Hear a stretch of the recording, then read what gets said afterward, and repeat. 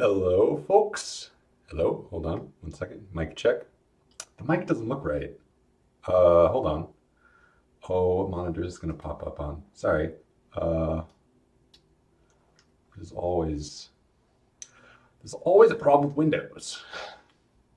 If I plug in a new device, it says, "Oh, well, your old device. Let's just reset the sound settings on that." Is that what this is? No, hold on. Sorry. Uh, oh boy. No, actually, that is the correct volume. So that was not Windows' fault. Why is this? Hold on. Testing, testing. For some reason, the microphone volume is not showing up correctly on OBS, and I'm very confused as to why that could be. Let me just audio output. Oh, I can't mess with this while the stream is on. Oh, that's frustrating. Let me try rotating this. Hmm.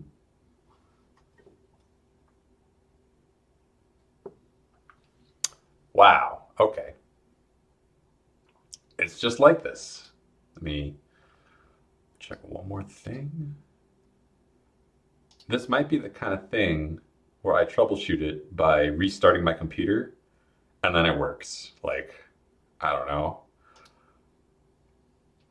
I've seen this issue before, but this is usually an issue. Oh, wait a minute. This is usually an issue of Windows has decided to reset my volume. Could it be that my volume has been reset, but Windows is lying to me about that? So let me try adjusting the volume. Uh, is it the same? No, it's the same volume. Like I'm speaking directly into the microphone and it says it's still like only at 80%. Usually it's maxed. What the heck? Um, oh, all right. Well, I can't fix this. So anyway, the stream, game development. Welcome. We have a little bit of stuff to do today. I'm feeling a little better. Past 2 days, I've not been feeling well. Still have a sore throat, but I've been indulging in this thing called cough drops, and I hope that they help. And if they don't, then I won't stream till the weekend. And if they do, well, I might still only stream on the weekend anyway, just to let my throat rest. So I think this is going to be the last stream until the weekend, just for my throat. Um, I did notice, I have been paying attention to the game jam. I noticed that it's over and the scoring happened, and Martian Crawl got overall runner-up, which is amazing and something I actually wasn't expecting. And that's awesome, and yay. Um, I haven't looked at, I didn't even expect to win, so I hadn't been looking at the Craft Picks prize. There's a lot of game assets there that could change the direction of this dungeon crawl. If I have to make all the art assets, I'm going to make them 32 by 32 because I want to learn how to make that, and that is probably as high as I can go before I start making crap. And I don't want to make crap. So, but if I can just use like professional assets, boy, I don't know, completely changes what kind of game I'm making. Um, if there are assets there for a first-person 3D dungeon crawl, we're gonna take this work, we're gonna scrap it, we're gonna make one of those. We haven't gotten deep enough into this that we're losing much work, honestly. We're losing the map. I have to switch to 3D. And I don't really know how to do that, but the movement should be pretty. There's just we haven't gotten that far in, so I'm not too worried about a switch at this stage. Um, and if they don't have assets for that, that's fine. We'll just keep on this route. This is a good route. Um, I am going to be not pushing this game very seriously until March. So what I plan on doing is one of these a week until March, because I would like to spend some time revisiting Martian Crawl. I wanted to look through the code, critique myself. I also wanted to update it a little bit. It would be nice to try implementing a key rebinding thing so you can rebind the keys, because that was a bug that people were talking about, and I agree with them and should fix it. And it'll be a good, practice for me. I've never done that before. I'm hoping it's easy in Godot, and not easy in the sense that like it takes 5 seconds. It'll probably be quite tedious to implement, but it'll be easy in the sense that like I don't have to invent the universe to do it. It'd be nice to add a little bit more content. There's several bits of game in there that I did not. They're in there, but they're not used because I just didn't have time to add them in. But I'd love to add them in. Should be fun. And then in March, we'll have a firm direction where this is going. We'll go full throttle. Probably not every day, but at least every other day. But what do we have for today? All that talk about March, and that's weeks away. Today, I've got one thing planned: server-side combat. And that's not saying that we're going to implement the whole mechanics for combat. That's not saying we're going to implement the full level of combat. We're just getting the multiplayer basics in. So right now, the way combat works is we've got our player, and in the physics processor, after the player moves, we do this check. Is there a mob? Are we next to the mob? Is our attack cooldown satisfied? Subtract 20 hit points from that mob, we're done. That's it. That's logic that we're going to move to the server. We're going to change it up a bit so that we can have more than one mob. I think we're already at this state where we can have more than one player, but the way this is coded, I think this mob does damage to every player that's standing next to it, and that's a placeholder. I want to have, it's still going to be a placeholder, but I want to have something that's a little more expandable as a placeholder. So that's all we're doing today. And if that turns out to be super easy, that we can get done in 30 minutes, then we'll start implementing the basic inventory. I've got ideas for that. I'll talk about them when we get there. All right.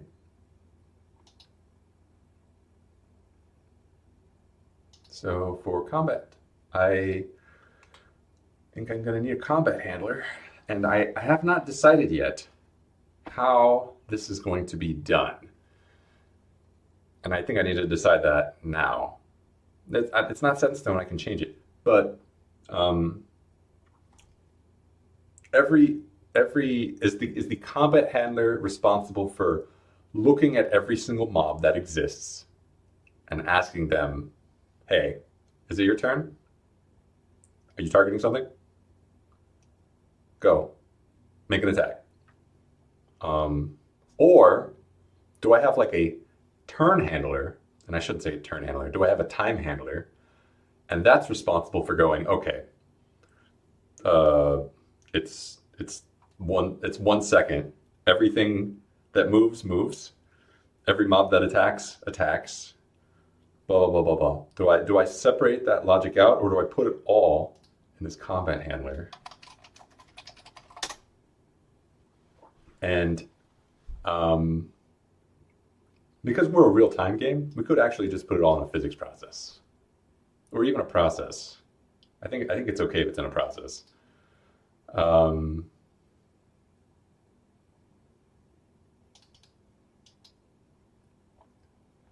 We have a movement handler, but we're not using it because all of the movement logic is in the character body. It would be nice to have a movement handler as well that can move mobs, and we'll have to implement a basic mob to do that. We'll have it so that it chases the player, but it moves really slow, like a 20 times slower, or maybe 15 times slower. So it's easy to outrun. But just to prove that we can move. Our range is 60. That's interesting. All right. Maybe the combat and movement can be independent, and that will keep the logic simpler. But we have the combat handler, and it's responsible for looking at every single mob and saying, "You ready to attack? Attack. You ready to? Are you not ready to attack? All right, chill." And then we'll have the movement handler do that. Having that centralized maybe might end up with an annoying weak point in the code, I guess. Also, doing this in the combat handler, I should think about this. Doing this in the combat handler means if I, in the future, decide I want to change how combat works, I only have to look in the combat handler. I don't have to look in the time handler. I don't have to look in the monster handler, whatever. I can just look at the combat handler. So what we do need is a list of all mobs. And do we need a handler for that?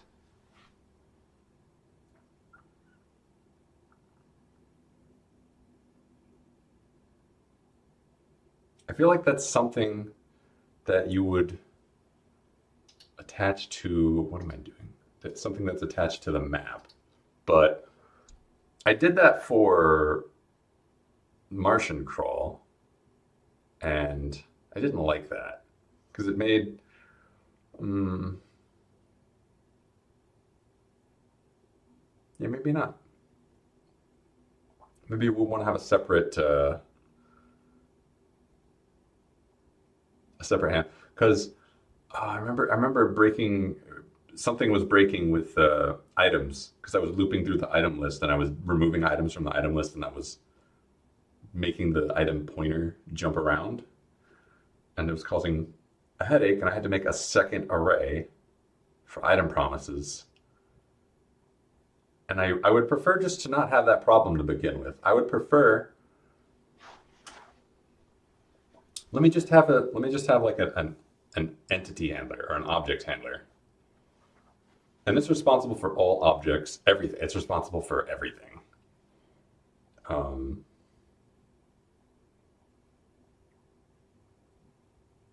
is that a mistake? No, no more time for doubt. Object handler.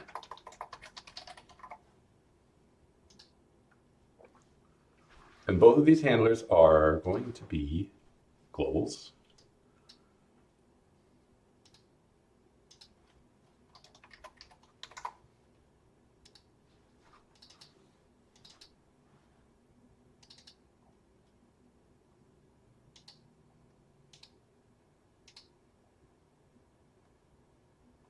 Um, Combat handler.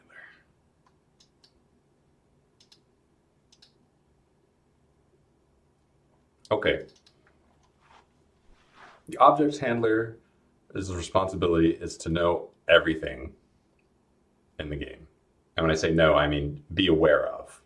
So we need to have a list of mobs.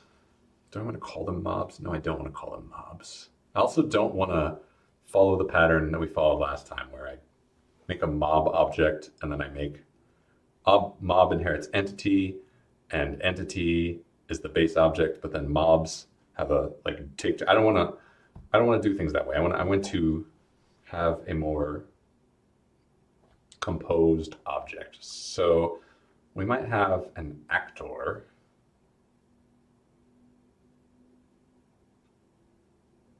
We might have a list of actors.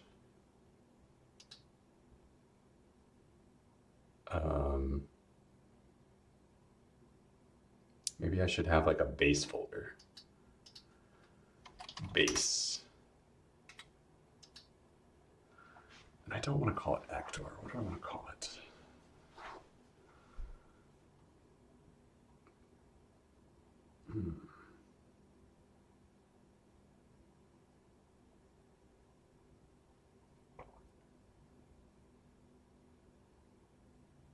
I guess entity is a fine thing to call it. Or I don't need to, I actually don't need to, I can just make it an object. Yeah, let's just stick with objects for now, because this is the object handler. So we have var, and this is just a name for us, so we can say mobs. Mob list is an array, and this is going to be an array because,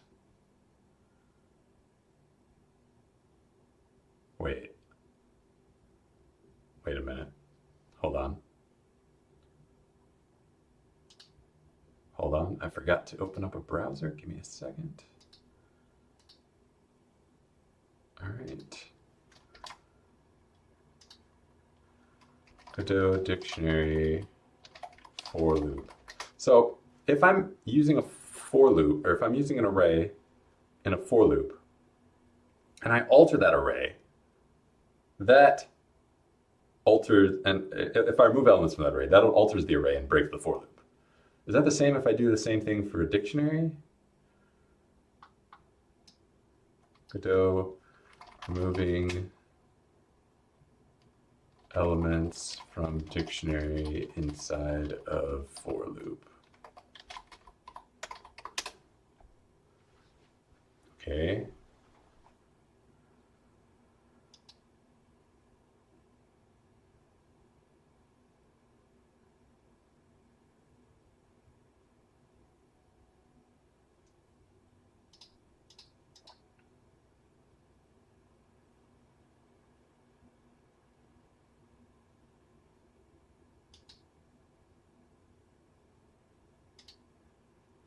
Is there an advantage to doing this as a dictionary versus an array? I had an extended think about this because I used arrays for Martian crawl, and if you use arrays correctly, they're the most efficient data structure. I was not using them correctly. I was using them the opposite of correctly because what I was doing was I was just iterating through them. Pick each one, go through it, and then do a thing on that. For the movement handler and the level handler and all that. Not the level handler, but for the level logic and turn taking and all that. That ultimately results in a linked list, which is not a performant data structure. But a linked list has the advantage of being any size you want. And the array I was using has that advantage as well, but only because of Godot. I don't think that's very performant.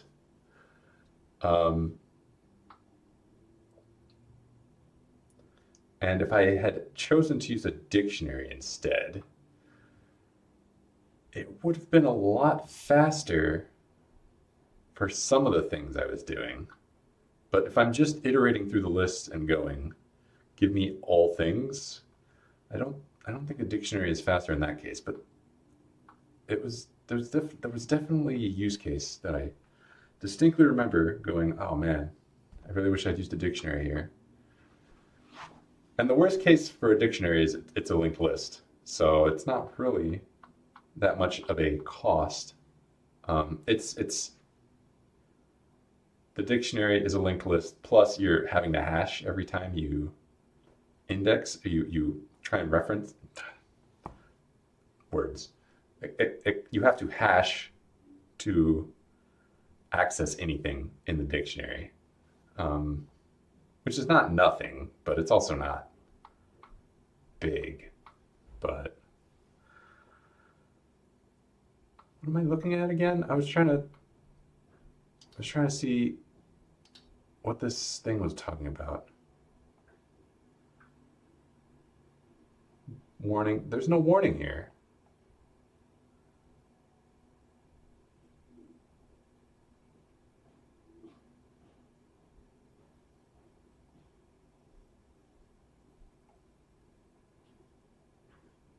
The loop variable is local to the for loop, and assigning it to it will not change the value on the array. Oh, I see. Okay. Oh, they're saying this doesn't exist in the docs, and it should exist in the docs.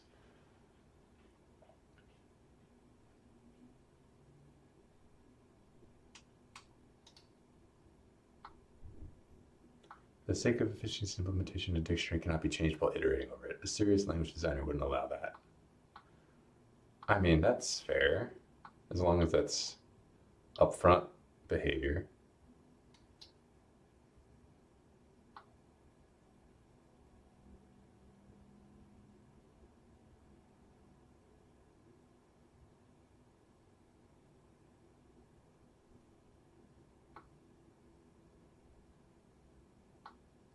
Oh, looping backwards wouldn't mess up the indexing. Is that true? I guess that makes sense.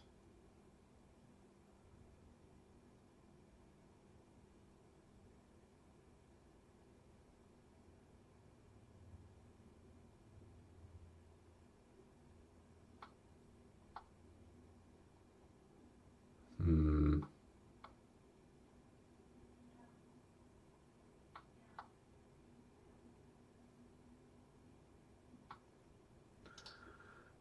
Ah. I think the thing that I should focus on is if I'm adding like mobs to this list, I need, and if this is if this is an array, I can just add them to the array. If this is a dictionary, I need to give them something to key off of, and I don't know what that is. Um,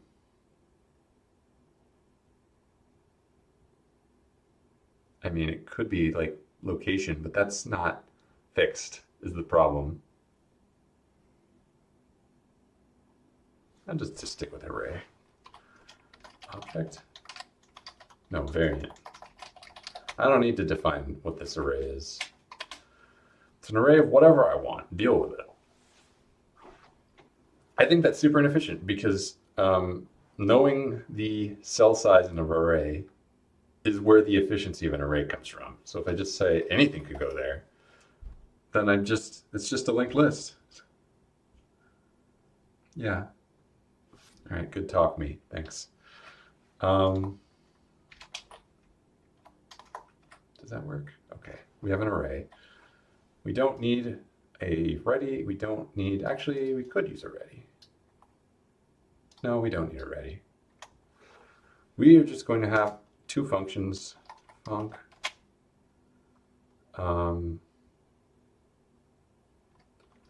add mob param, mob list dot append, mob param. All right, and that's actually the only function on an array for now. We'll obviously need a remove mob function in the future, but bum, bum, bum, bum, bum, bum. Let's go to our combat handler.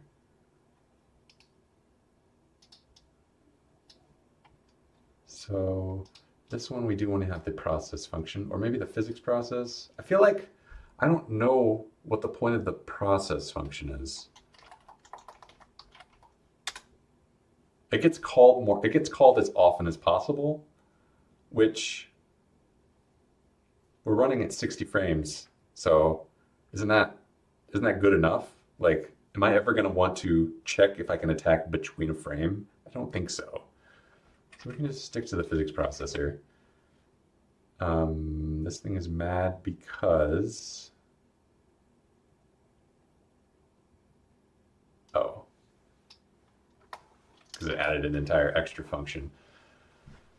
Fair? All right, so what this is going to do is, first of all, if we are not the server, get out of here.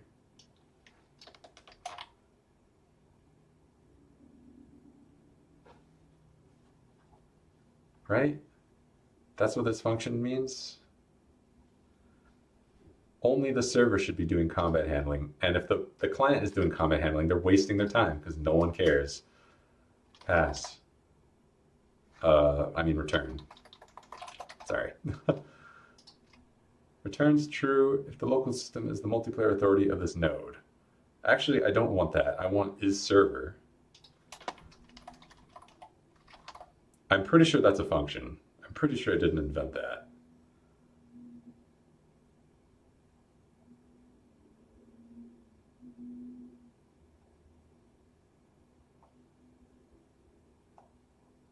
might be multiplayer.isServer.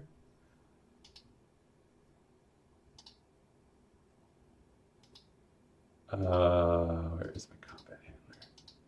Hold on. What does the multiplayer object have? Tell me about isServer. That's what I want to know.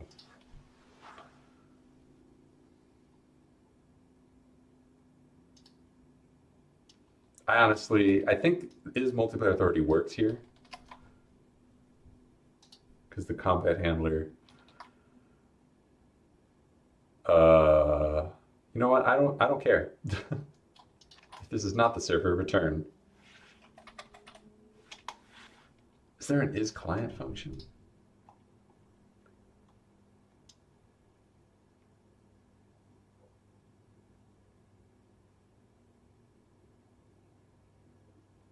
Why is this not the what? No, multiplayer.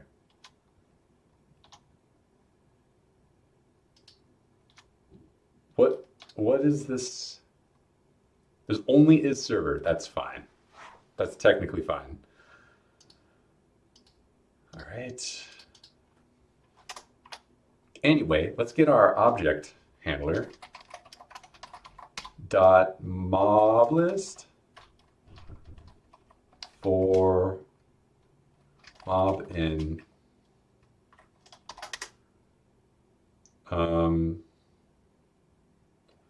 if mob has no dot okay, we need to go and define a new mob class. Maybe I should have a base.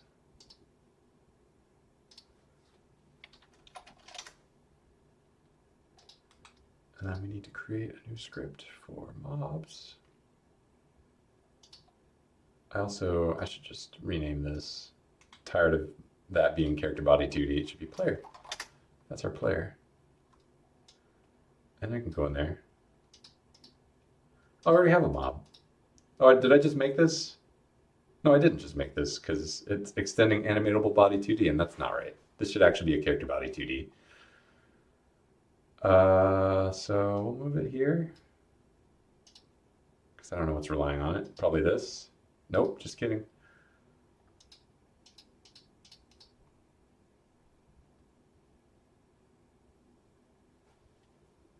Okay, where's the health component? It's not in the code. So maybe I need a new component. Scene. We're going to make a new component. This is going to be an attack component, combat component. Is that a good name for it? Yeah. By having this component, you are able to perform basic attacks. Let's not call it that though. What did I? Okay, I just rename this to combat component, please. Okay, and if we look at our health component, it's got a health bar, but that's it. I don't think we need to add anything to this. We can just attach a script, create. Okay, and I'm just going to refresh myself. We've got some signals, okay. We export some variables. The combat components that I care about, we're going to have a var cooldown, attack cooldown, var, that'll be an export. It's actually, yeah, it'll be a var, but I was going to say, it may never change, and if that's true, we should make it a const for performance gains, but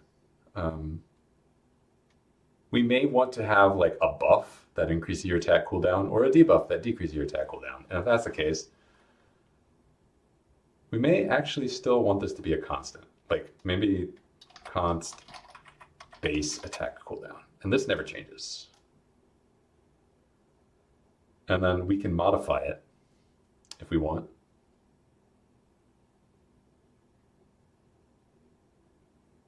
Why am I looking at this weird? 2.0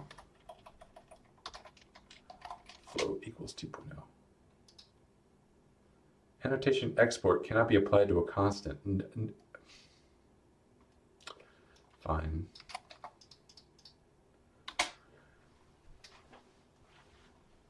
Why?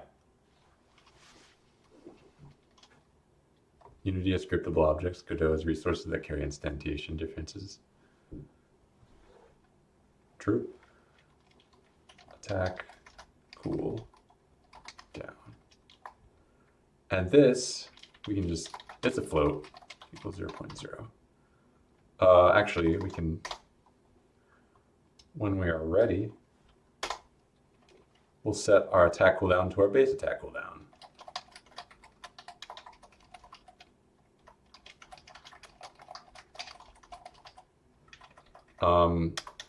If we are a combat component, we also have the ability to target.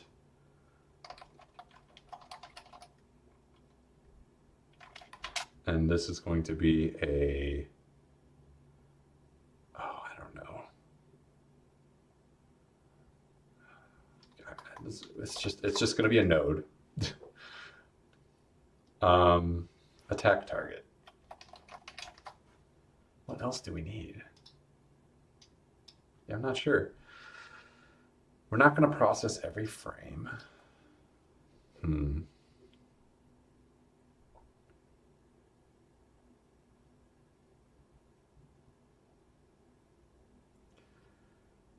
Do we need getters and setters? Maybe we do. Okay, so func.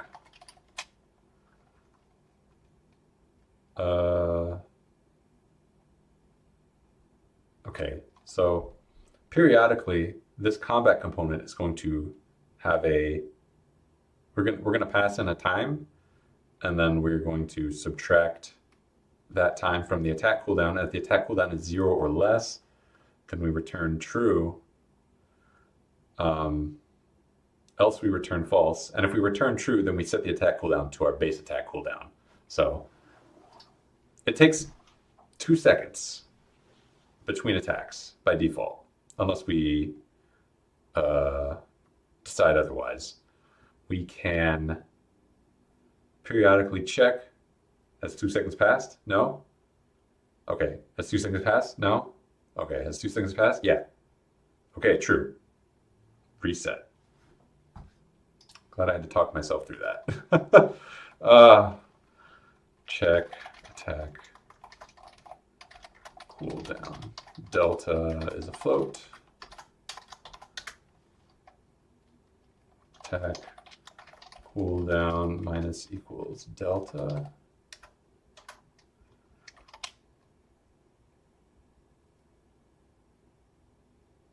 But we should only do that if we have an attack target.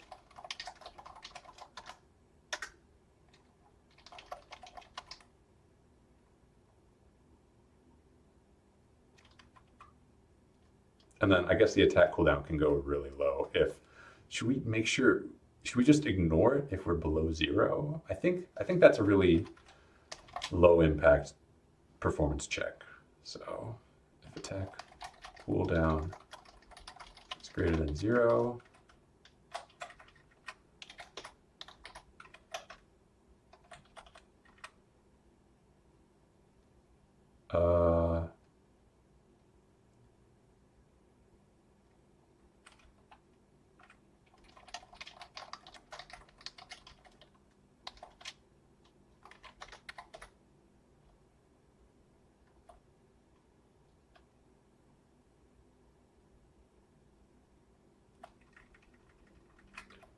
return true, but first attack cooldown, base attack cooldown, else, or we don't need the else, return false. We're done. So we'll just periodically check the attack cooldown of all creatures. And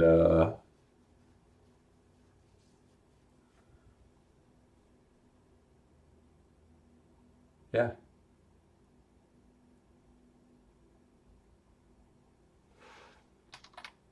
how have I been accessing the health component? Maybe I haven't been. Health component. Health component. I've just been calling it like that. Okay. Hey, bud, you could consider using a timer node and then the built-in on finish cooldown to restart an attack. For the combat component? For this? Because I would worry about that just spinning out on its own. I'd rather just leave it to the combat handler. Because the combat handler is a centralized area where all this checking is going to go. So I can just go mob dot.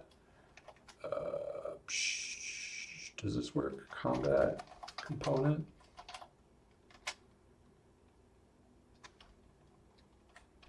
If mob has, is there a way to, okay.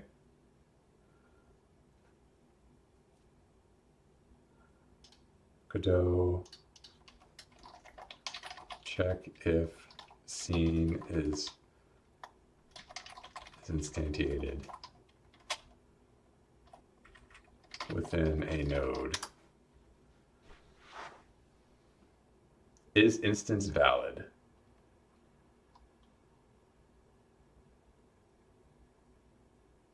I don't think that's what I want, actually. So what I want is, okay, so I've got a mob here, and my mob is going to implement a combat handler. Right, I didn't know about the handler. Timer technique is just common for vampire survivor clones. Legit. Add that there. So we've got a combat component.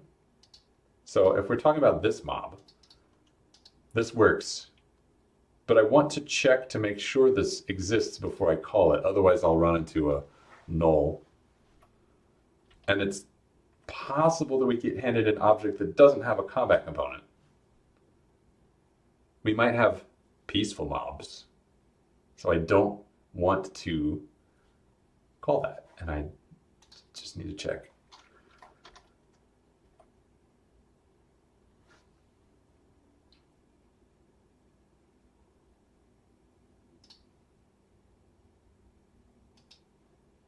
Godot check if node exists inside node.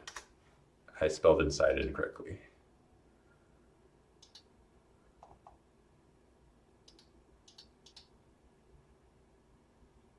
So I have a node and it has a child target. Yes, this is my problem. But if the target causes problems because a previously freed instance of that passes that check for some reason. If the target is node 2D, seems to work better, but will still on a rare occasion give me the error. Target not found. No, not found.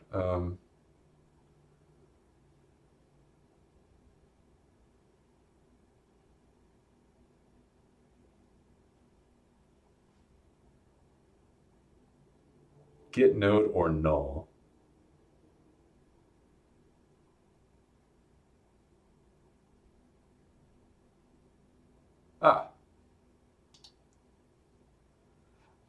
Okay. So $sign is just get node, it seems like. It's just a shorthand, which is cool. If I am, that could be a reach. I don't know.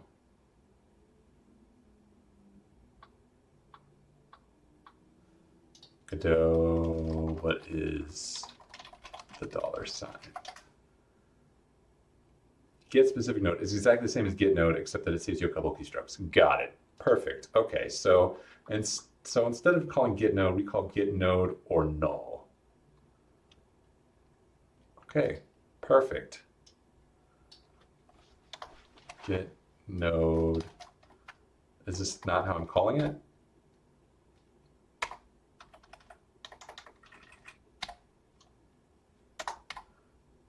Oh, don't tell me there's no, come on.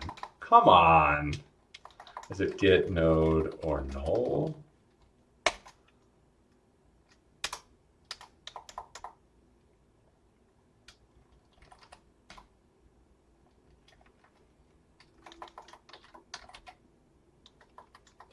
How do I type in a node path? Like, what is a node path? What is this? What is this caret doing here?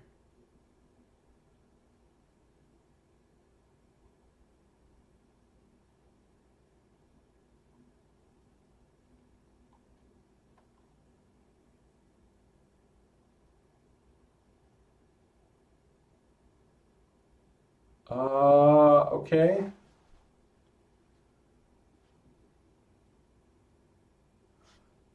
You know what?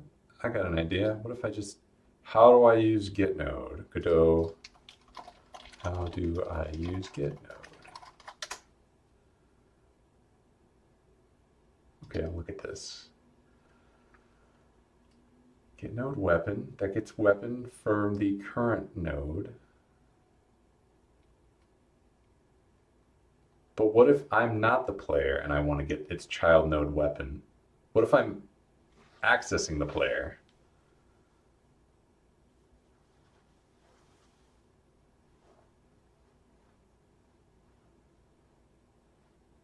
To go up one level to the parent node. No, no, no, no. Calling get node every frame in a process is inefficient. It's best practice to get the node reference once and store it in a variable.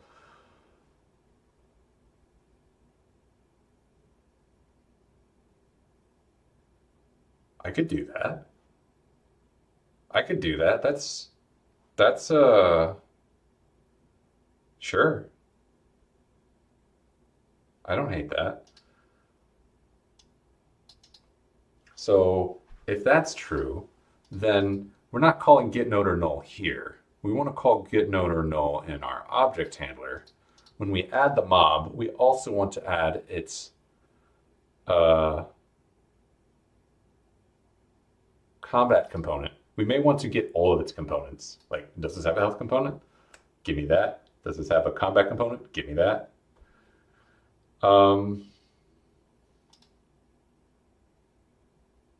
Those can be dictionaries.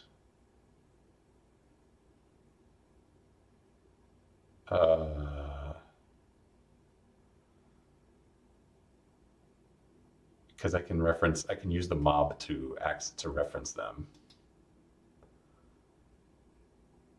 Pair health component list, combat component list.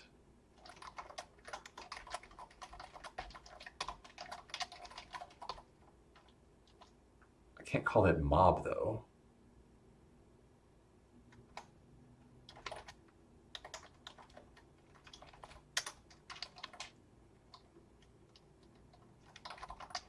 Nope.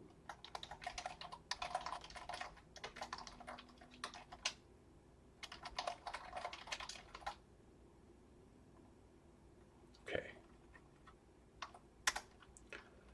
If get node or null mob param dot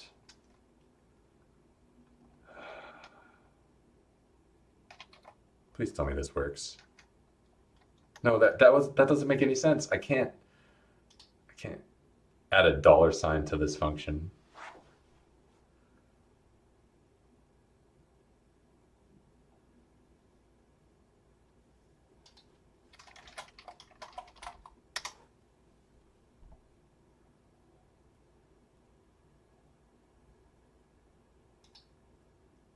Path to my node. The problem is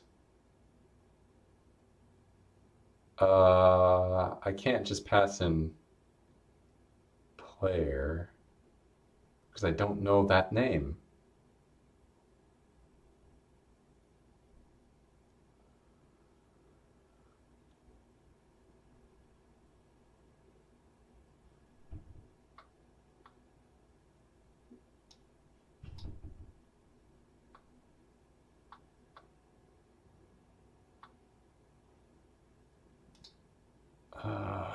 Okay. I have mob. Okay, so this is what I want. But that won't work because I'm doing it inside of a Git node, and this is a Git node. So I need to replace this. And I can't do this. Wait. I can't do this, can I? Probably not. Because it's not a variable. It's a node.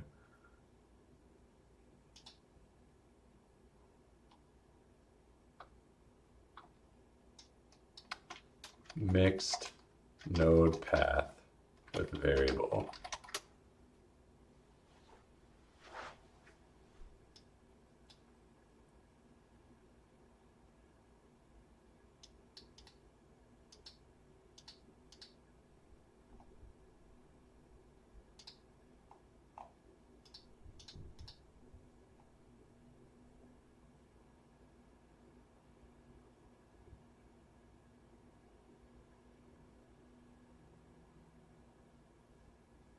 New given interest name plus dot global position. Wait. But that's a property. That's not a node.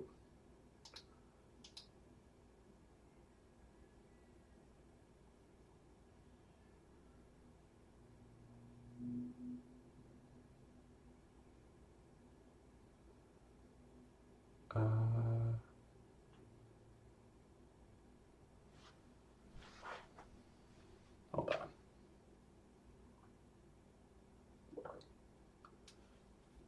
Okay.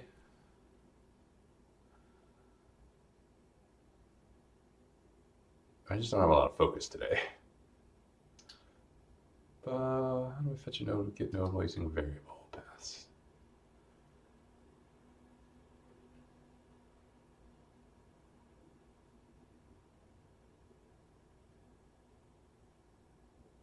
Build your string and then path. Okay.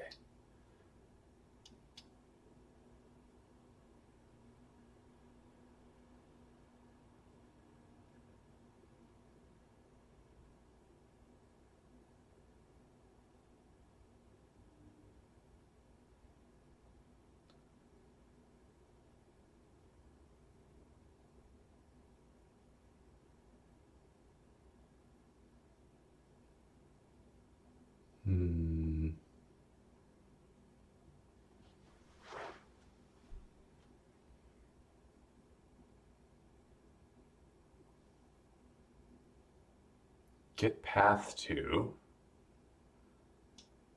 plus. That doesn't seem efficient, but if that that should work.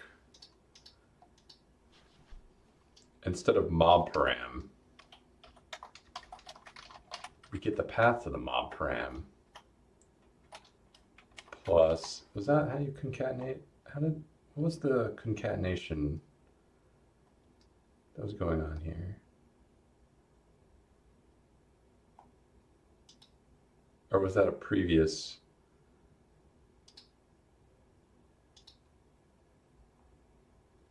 It was this one, wasn't it?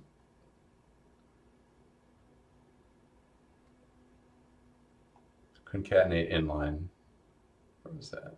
It wasn't this one. It was the one right below. %sign C.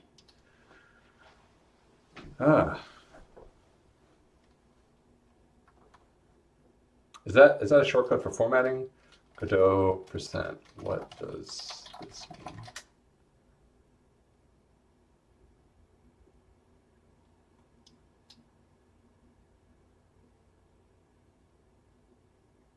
Oh, there's multiple Godots? Okay.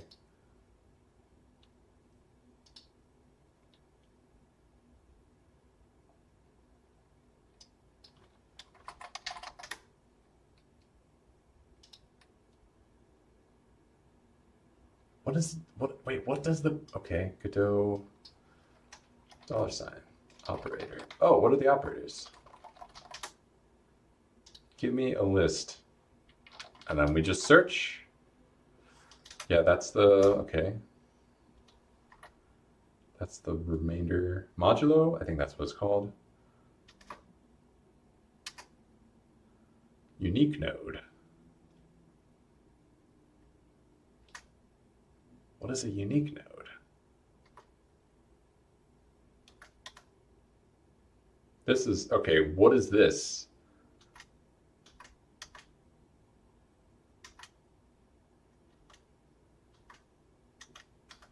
What is this? What is this magic that's unexplained? Godot string operators. Tell me about them. I assume what this is just it's just a shortcut for format. It's just a shortcut for the format function. Like you can, instead of typing the letters format, you can just use a percent. But I want the docs to say that. I don't want to. What does this mean? Why is this? Oh, this is the C# thing. Okay, yeah, I'm not using that. So show me the format string tutorial. Yeah, that's a format string, right? Okay. Format strings are just like normal strings as they contain certain parameter character sequences such as %s. These can then be replaced by parameters handed to the format string. Whatever. It's good to know that I can do that. I'm not going to do that though, because I think doing dot format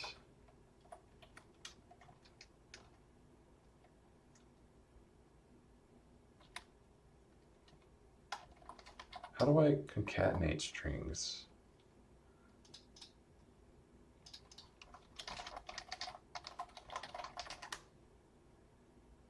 This is the plus. Okay, good.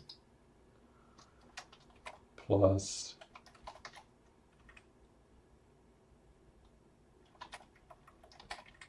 Amazing.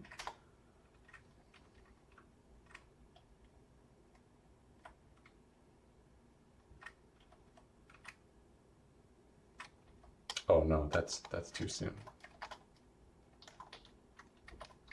There we go. Okay, now we just got to put this health component in here.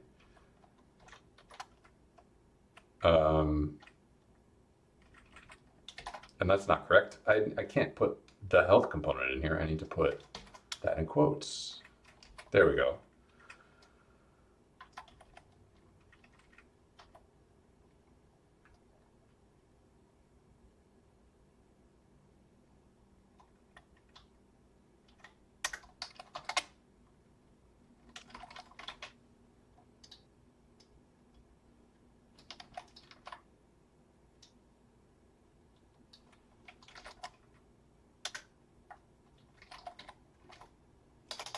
Okay, so if we have a node, append it.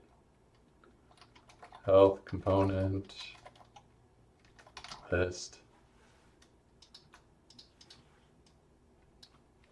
dot, assign?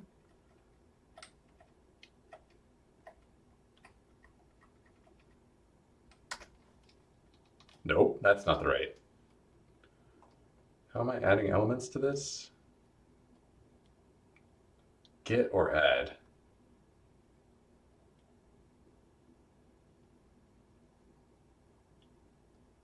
Has all hash, is same typed, is typed, keys, make read only, merge,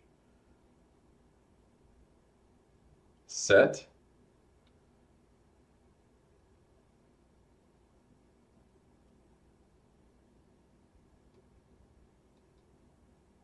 guessing it's set. The key is the mob. The value is a node. There we go. And let me just repeat this for our combat component.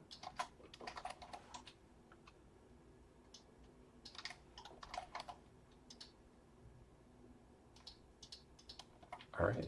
Theoretically, that should set us up. If we have a mob, we call add mob on that mob. They should added a health component.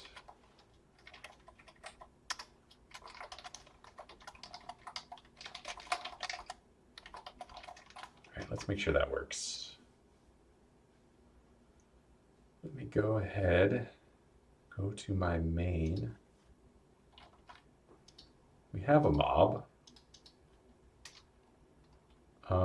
I think we want this to be on ready. So this is going to be a call deferred.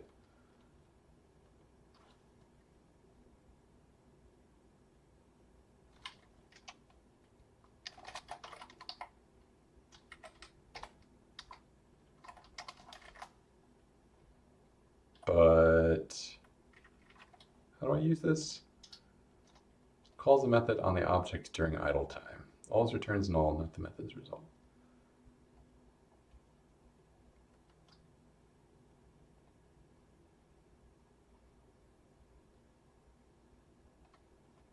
Okay, so object handler dot call deferred. Or is there an on ready, call on ready? I think this should work because I've seen this done before. This is my first time using call deferred like this, but add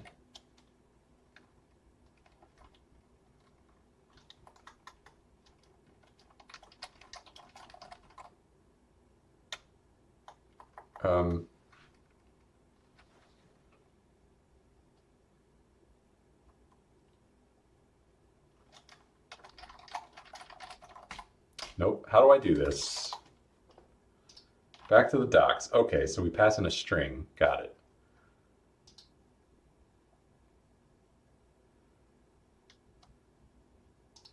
Object handler, add mob.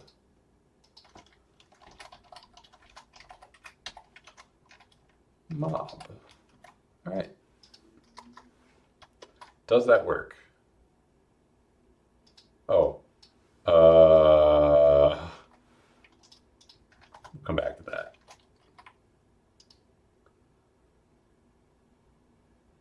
Okay, I expected it to print line already. Nothing.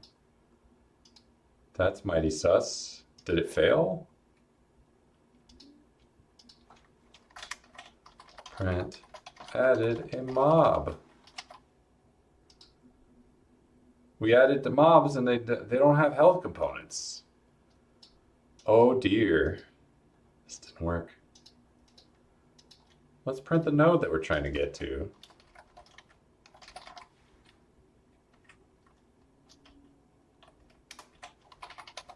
And let's also just print this out while we're at it.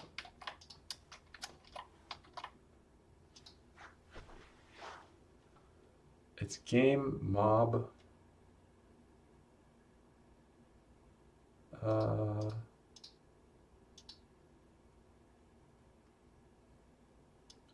let me just make sure this whole thing is a proper string and not something I have completely. Oh, it isn't. Oh, that's not right. Oh, because I didn't put this in an array. Why would it work if it's not an array? Duh, gosh.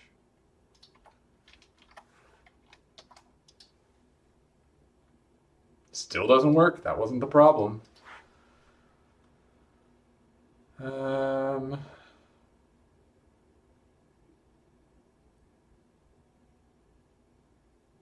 That should have worked.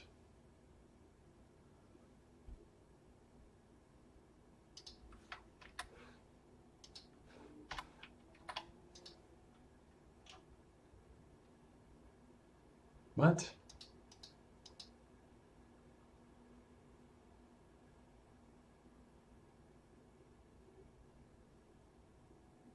Why? Okay, so I put a slash here. Oh, I didn't put a slash here. Oh, maybe it is working. Oh, it is working. I just didn't add it to this array, the print line array.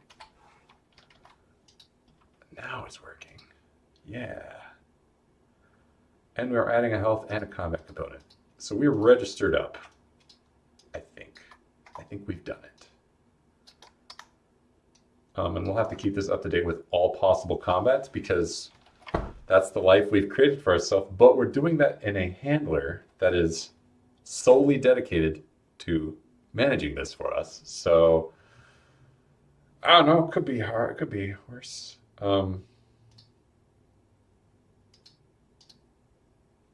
Okay, this is not this is the combat handler. All right. So we don't have to, all of this is handled by the object handler, so we don't need to actually worry about this. For each mob in the object handler mob list, we call object handler var component health. No, I need to see if it has combat. Combat component equals object handler dot get combat component for the mob. And then we go to the object handler,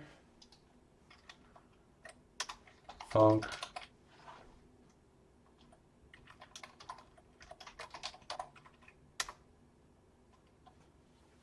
okay, if health component list mob. Is it .get?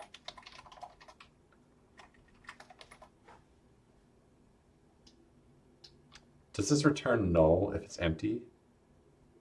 Returns default. Oh, I can give it a thing to return for default. No, no, no. No, return null is better. Return null is better. Return. That's perfectly fine.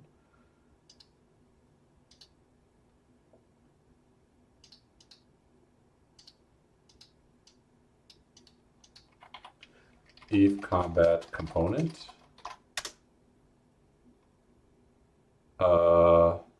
Now we have access to the combat component. And if a mob doesn't have a combat component, we skip it. Great. Check attack cooldown. Mob dot combat component. Oh wait, I can just access the combat component directly. Check attack delta. If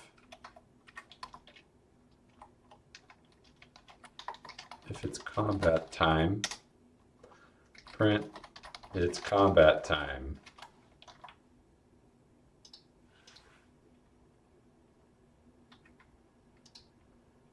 Non-existent function in base node 2D health component.gd. Did I get the wrong thing?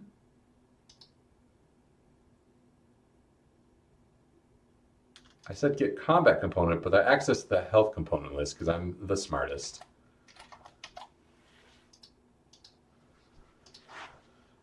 All right, we hit the server button. Why is no combat happening? It should be combat time. Where's the combat? Oh no. Oh, there is no combat because we don't have a target set. So we'll never be combat time. Combat component.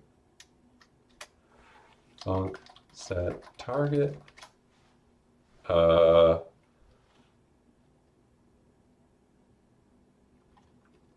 Target param. Attack target equals target param. All right, we're done.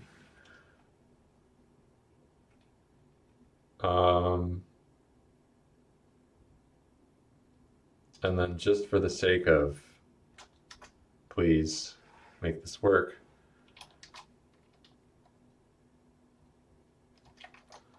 Mob dot combat component. Oh wow. Dot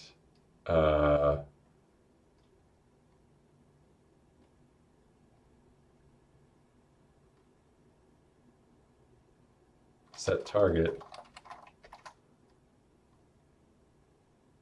I don't know. We don't have to set this to anyone. We'll probably need another component, like the think component, so that the mob is capable of doing things.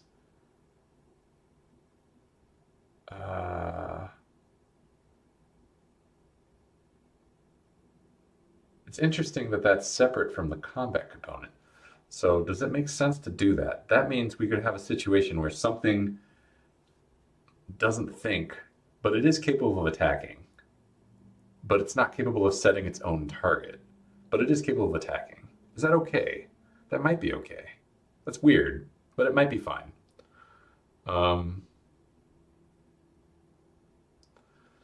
We'll set the target to self, to the game. The game is your target. Can't do that. That doesn't exist. This is not a thing. This is not the right time. Let's go into the combat handler, and just for now, combat component.set target.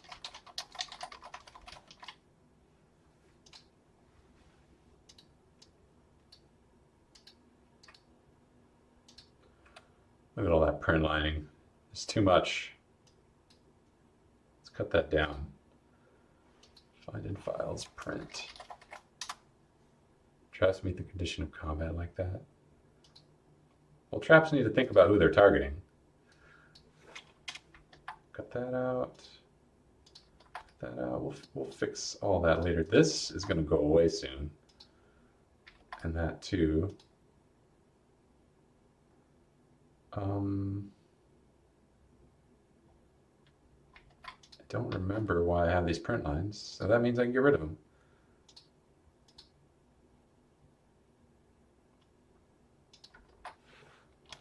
Okay.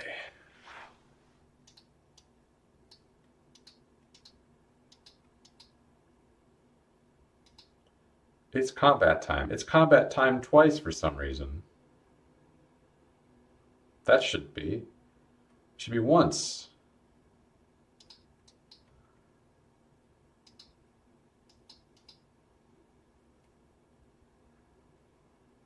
Oh, it's because each client is calling its combat time. That shouldn't happen either, because the combat handler only should trigger if we're the server.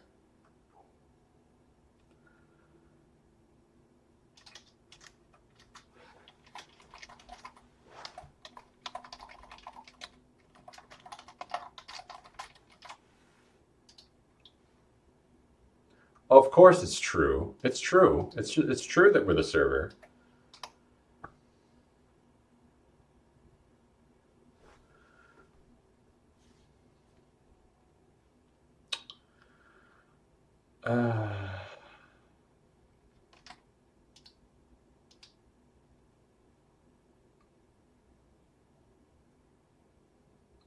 How is that happening? If I click server and I click client here, and then I click client here, okay. So if we don't join a server, if the game hasn't started yet, that shouldn't be running. But I don't know how much that matters. Is that a bug I need to fix? Singletons can be useful here. They're already singletons. This is already a singleton.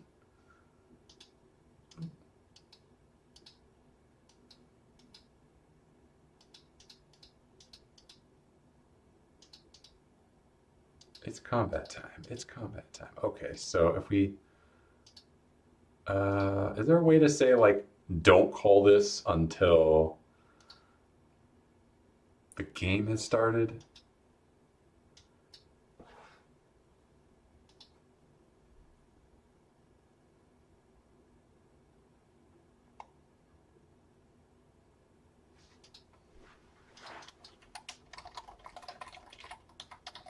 Yeah, Godot stop physics process.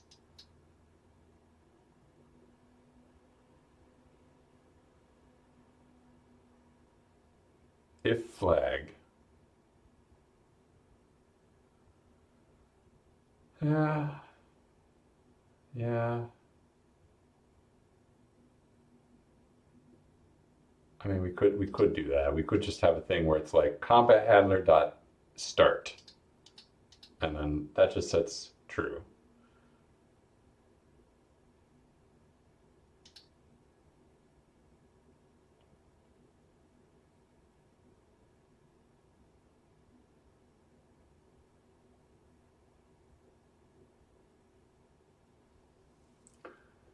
Um, do I need to do that for all of my handlers or just the combat handler? Because, well, the combat handler and the movement handler, I guess. Because the network handler, no. The object handler doesn't have a loop. Then there's the RPC handler. This we might have to do that for, but okay. Var started equals false, or not started.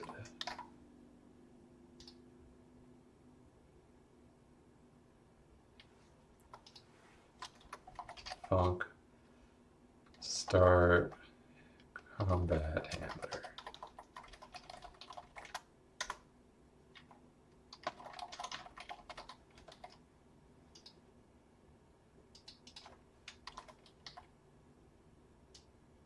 And then we just got to call this whenever in the network handler we start the server.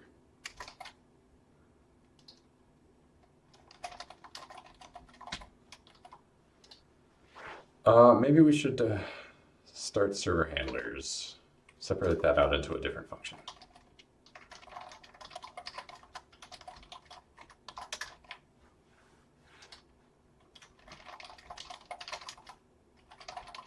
Because I would like these to be as readable as possible for as long as possible. And if we add like 10 handlers to this thing, it's just going to be bloated.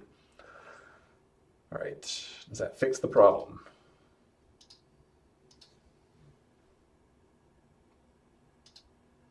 All right, you're a server. It's combat time.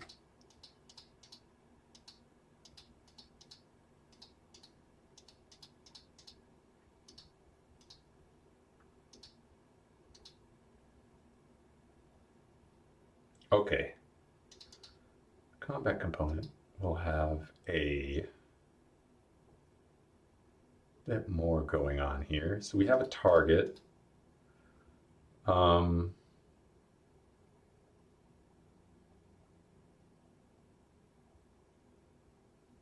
And we should probably track the target's health component.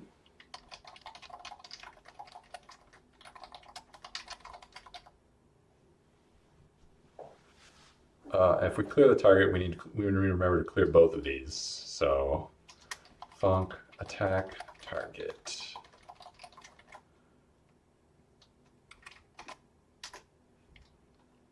If no attack target, return.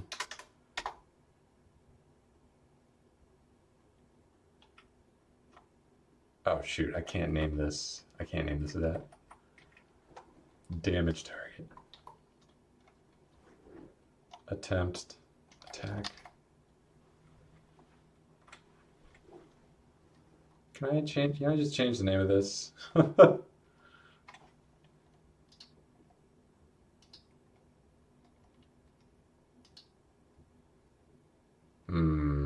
Names are hard.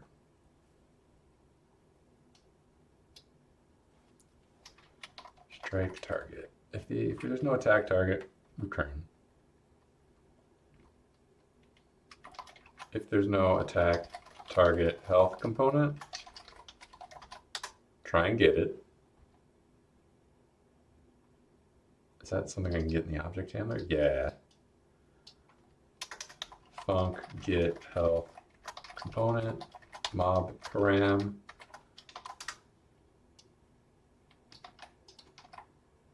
Health component. Okay, let me go back to the combat component. If we don't have an attack target health component, attack target health component equals object handler dot get health component for the attack target. If we still don't have an attack target health combat, blah blah blah, return. There's nothing to attack. So at this point, we assume that we have an attack target health component.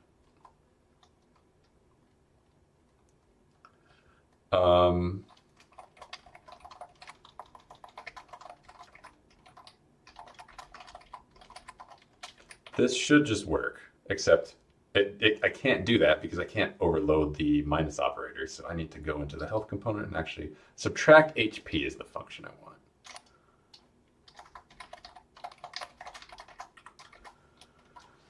All right, so we just strike the target.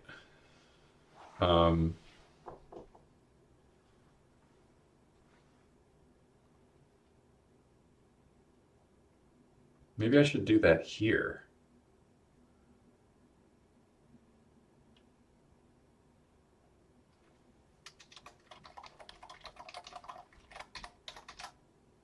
Cool, that's the colon. And we're returning the true because we're striking the target. Should we check the range? Yes, we should, but we'll do that in a bit.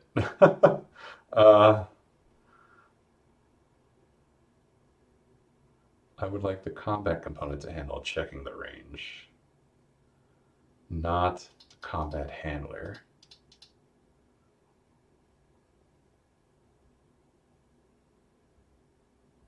All right.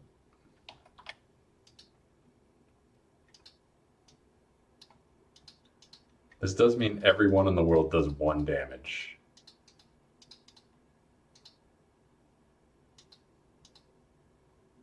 Okay, hold on. Let me remove the code in the player that does all of this. We're going to clean up this function very soon.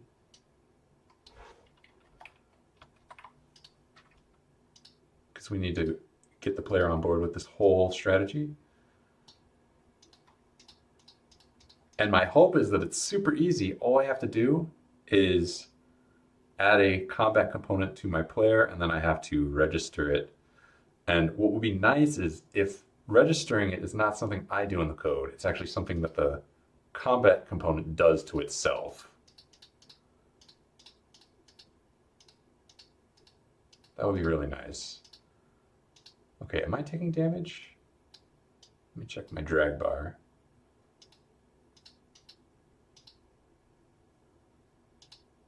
I should be taking damage. Oh, no, because we're not targeting me. We're targeting the universe. Sorry, I forgot. We need to make targeting me a thing before we can see health bars go down. So the object handler will register the components when I add a mob. But what if I don't do that? What if instead I take a health component and on ready, we call the object handler and we say, yo, I'm here. Is that safe? Is there ever a world where this is initialized before this? The child initializes before the parent? Godot. Can a child node initialize before the parent? You can use the signal on the parent script and connect it to the children's scripts. Child nodes always initialize the ready. Okay, that can happen. Not only can that happen, it seems like that will happen.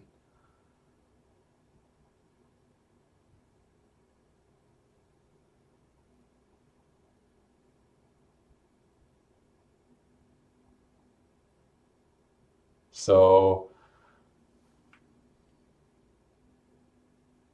I don't know if we can do this from this ready function. We might be able to do it with like a call deferred. I don't want to have to set up signals because then every object that uses a component needs a signal, and I want this to be as seamless and easy as possible. I want to just be able to drag in a combat component and it just does it's auto magic. I want some auto magic in my life. Each node emits a ready signal when ready. You don't need to connect it. You can use the await to stop further execution until the ready signal gets emitted. Yeah. Hey, you know what? Thank you. That's exactly what I need.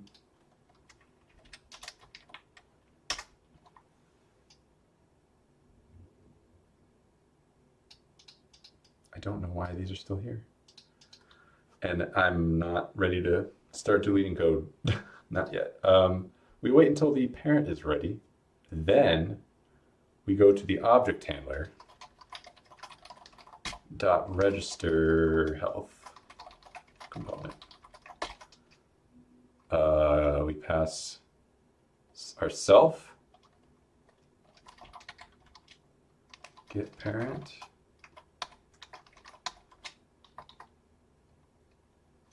Okay, that should be good. We go to the object handler. We don't need this, actually. And that print line is useless now. Func register health combat. Let's do this in the order. Let's do it in alphabetical.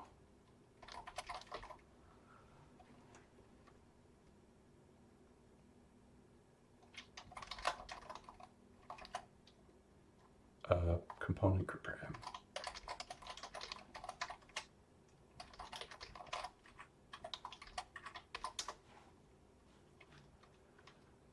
Combat component list dot set mob param component param. All right, and then we just copy that. Replace all instances of combat with health. That was easy. Let me comment this out as well. We go back to our health component. We verify we've done this right, and then we just go ahead and copy this logic over to the combat component.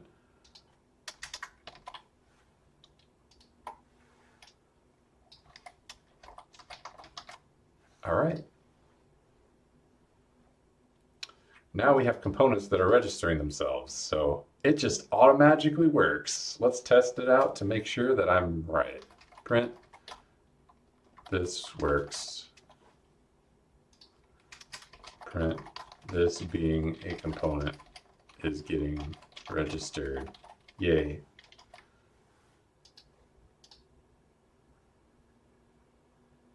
I'm glad that's the order that they decided to print in, and I'm happy to, yeah, it works. All right, everything's hooked up. We should just be able to slap a combat component on our player and they will automatically work. Okay.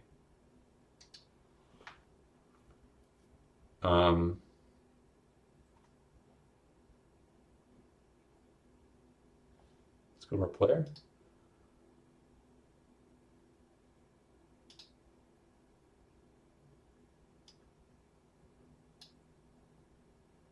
Oh, no, that was wrong. Undo. Try again. All right, there we go. Put this at the top because I don't know. I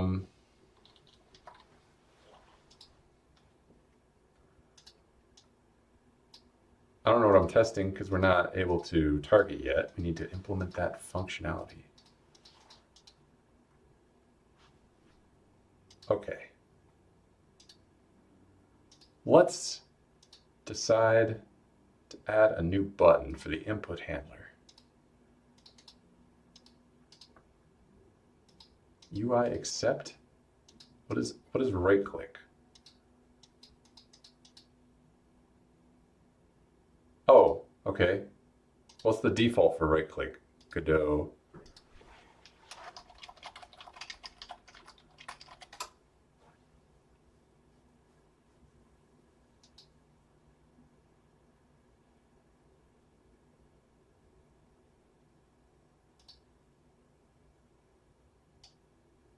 Oh.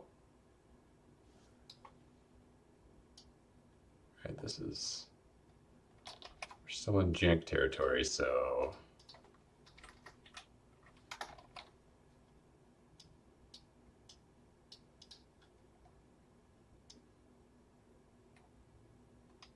if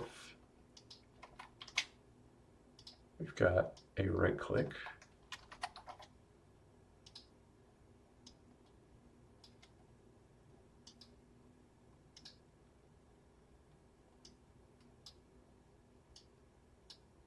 what? Oh, it's because there's a freaking space there. Okay. We need to get all of the entities that I'm right-clicking on. There's a function for that. Godot get all entities at mouse click.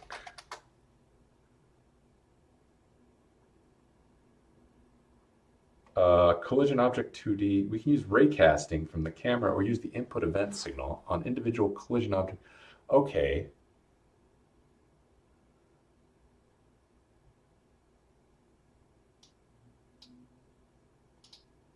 Ensure objects have collision shapes. We can assume that. Each entity needs a collision object 2D. Yeah, we have that. Enable the pickable property on the collision node.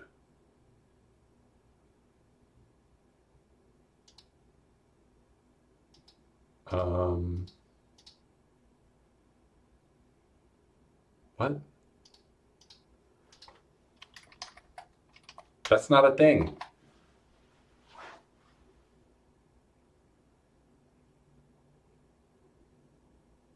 Oh God, is this? I'm getting trolled. Connect the input event signal from the collision area node. No, I'm not doing that. That's insane. Use raycasting. This is what I'm going to do. Use the intersect point method of the physics direct space state 2D. Excuse me. Godot raycasting mouse click.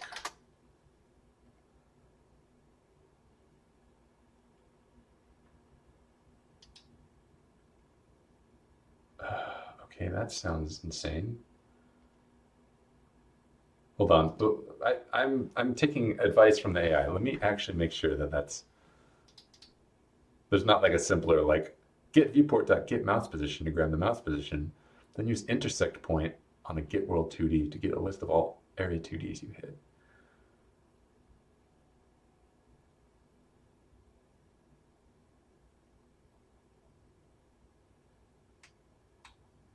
Okay, raycasting does look like that's the correct. Let's learn about raycasting. This is probably a very helpful thing that I could have used during Martian crawl creation. Raycasting is actually pretty sick.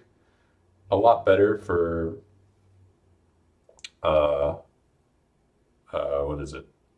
Collision checks and what am I hitting checks versus what I did, which was iterate through the linked list of all things and check. Am I hitting this? Am I hitting this? No. Am I hitting this? That one. I'm hitting that one. Done. Like that's not efficient. Learning raycasting probably would have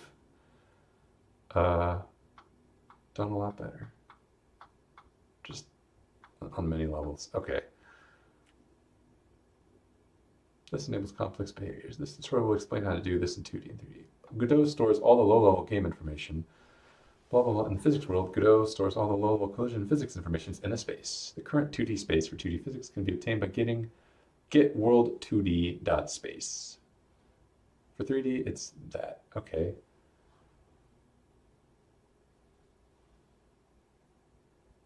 So we get the space. This feels like something that I should just call once. This feels like something that's an expensive call.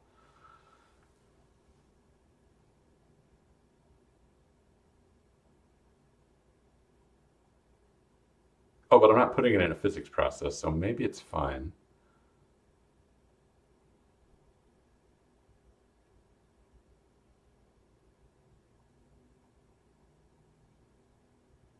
Okay. Let's space RID.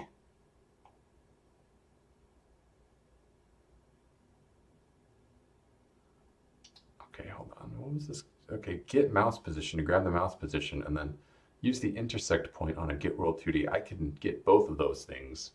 Let's go to our input handler. What if we use this function first? And I'm going to trust this exists because, but we have an event. It seems weird to get the mouse position when we have the event already. Var mouse posts. Let me just make sure we don't like Godot get mouse position from event.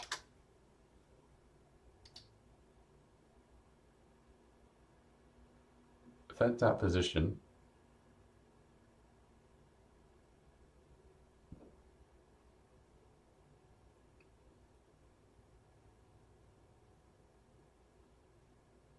Okay. But we have the event, so let's just do that. It's easier.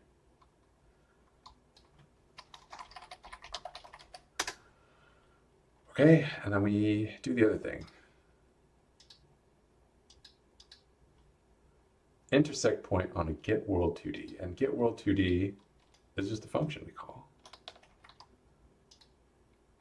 Our world 2D equals get world 2D. What am I doing with this? What am I doing with this? Intersect point. Godot 4.7, wow. All right.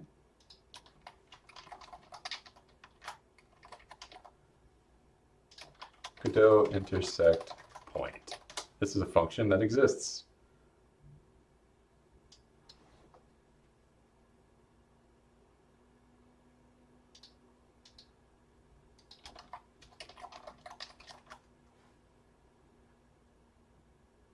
We give it a point, we have that. And then everything else is optional. So we just give it, okay.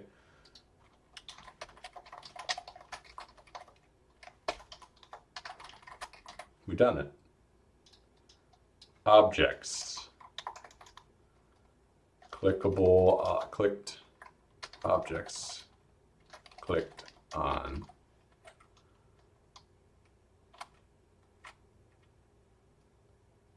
And then we'll just print that for now.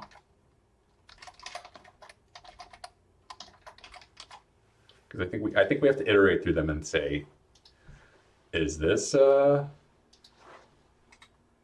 non-existent function intersect point? But it's blue. World 2Ds don't have intersect point?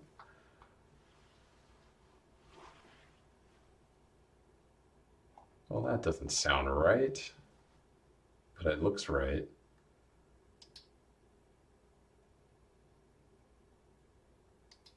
So we have the world 2D, and we can turn that into space, which returns a reference ID. Dot space.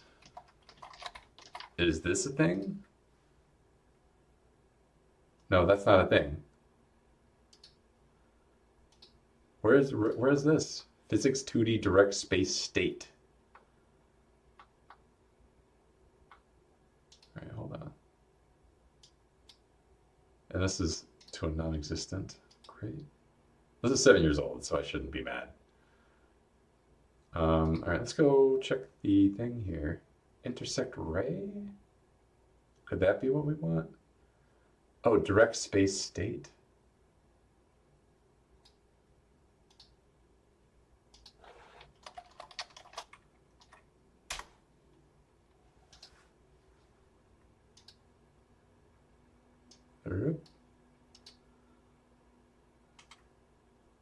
No, cannot convert from vector 2 to object.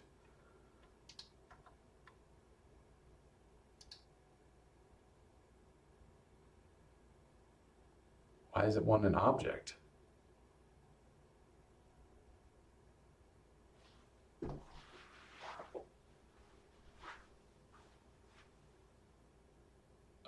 Checks whether a point is inside any solid shape. Position and other parameters are defined through physics point query parameters 2D.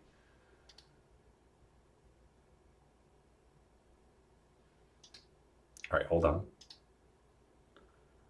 Use global coordinates, not local to node. What if I type global position?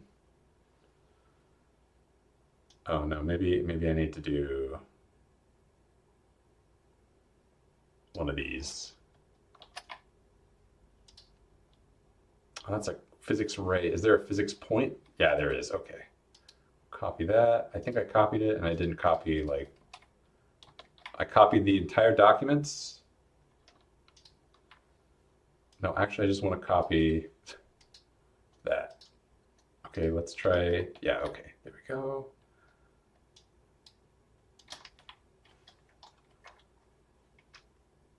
Does this work? Not found in base self. Do I have to do .new?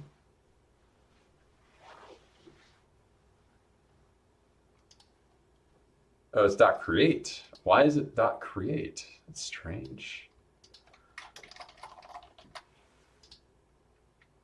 There's no such thing. That doesn't exist. Let's try new. Too many arguments for new call. Expected 0 but count 1. Create. Are we sure it doesn't exist?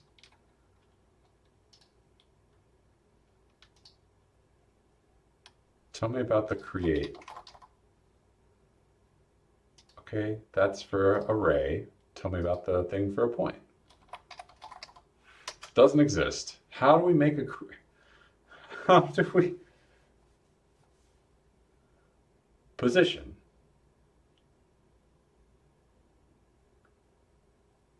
Okay.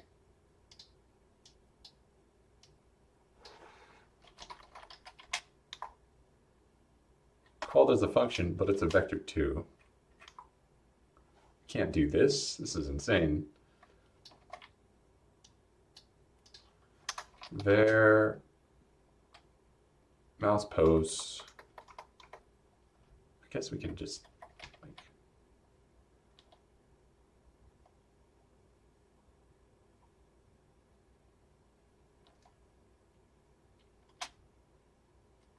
no. Hold on.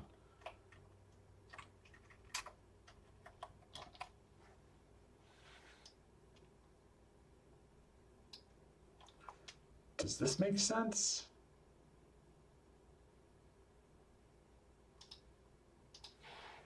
How does that make it? Mouse pose dot position equals event dot position, and then we pass in mouse pose. But like I didn't call new here, so what am I passing in here? All right, and I right click on nothing. Invalid assignment of property or key position with value of type vector 2 on a base object of type physics point query parameters 2D. Well, obviously it's not called that, it's called position. Wait.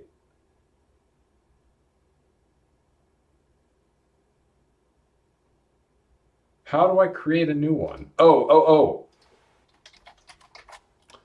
Okay.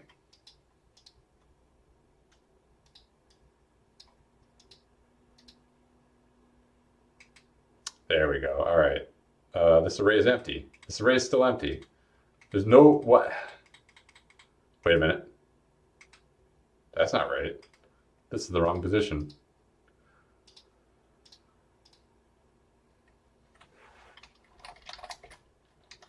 Does that work? Do events have global positions?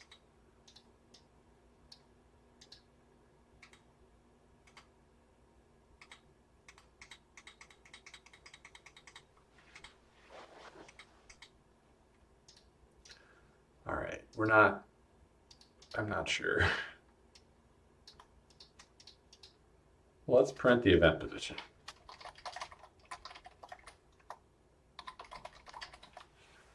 Where are we clicking in the universe?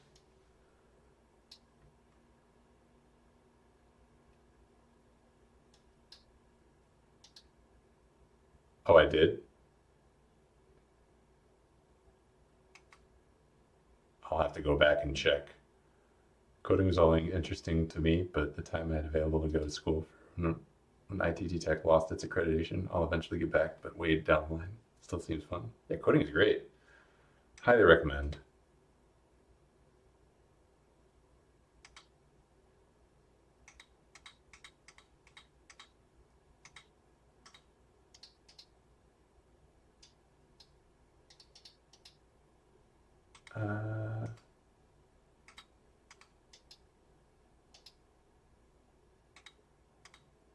what am I clicking? Okay, so that's the viewport position, but it's not the I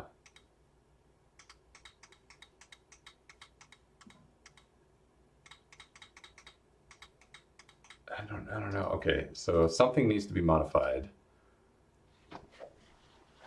Um,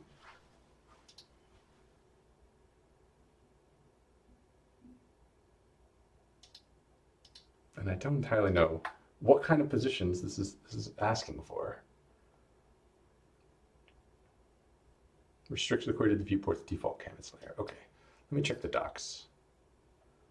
Because this says use global coordinates, not local, to node. And I feel like I'm using the viewport.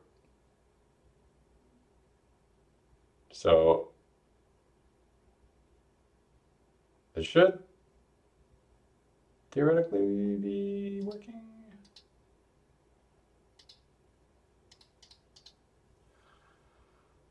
Okay, what if, was it get viewport dot get mouse position?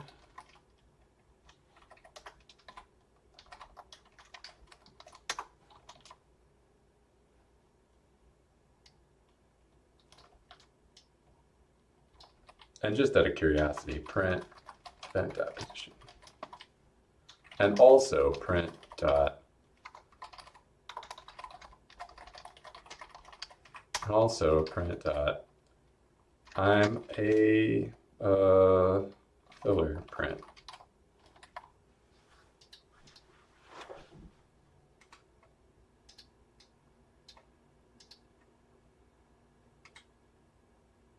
They're all the same. Okay.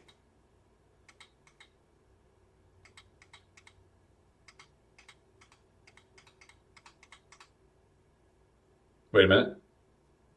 That one is slightly different. If I right click while no, it's just slightly, oh, it's slightly delayed maybe? Is that the get viewport, get mouse position? Slightly different. I don't think that matters. That's not the different. That's not why I can't right click on my bat. And I can right click on, like, there's no wall tile here. There's absolutely not a wall tile there.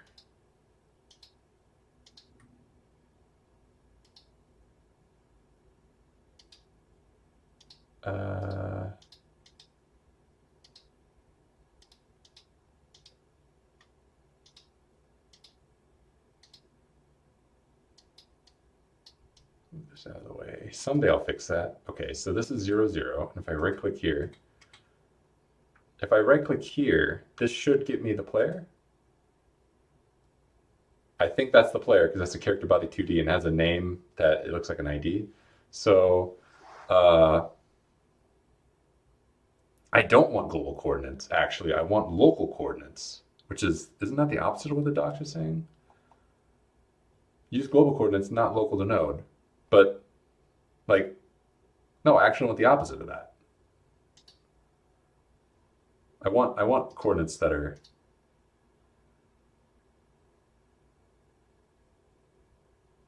right or wrong. No, I could be wrong. I could be just way wrong. The more I think about it, the more I'm like, brr.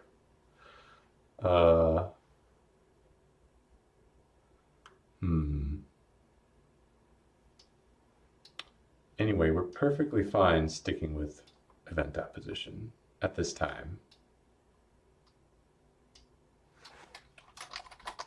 Because I imagine that is less of a performance hit to use. But I need to turn that into a local position. Godot turn event position to node position.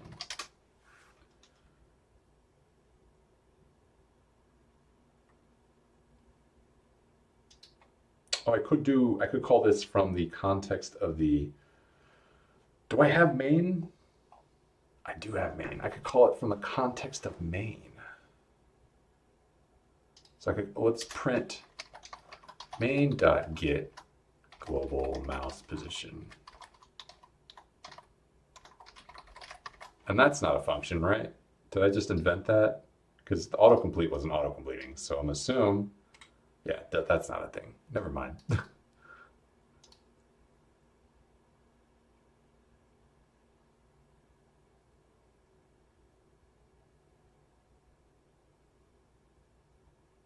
uh, why does, okay, why does AI think that's a thing? And the answer could be because AI is insane, but I just want to make sure. Godot.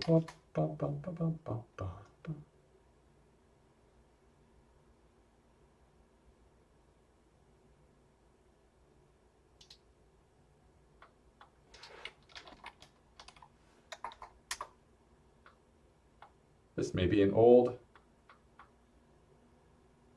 get mouse position, but that's on a viewport. All right. This is insane. We can just skip.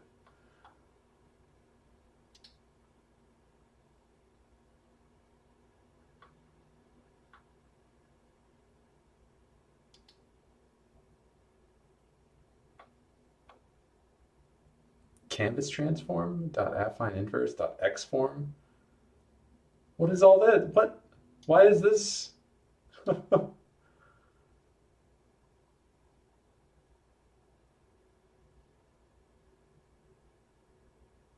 I'll try it, but that's an insane little print. Let's compare that. This doesn't exist. Oh shoot. Well, how are you? Okay, that's the wrong version of Godot. There must be an easier way.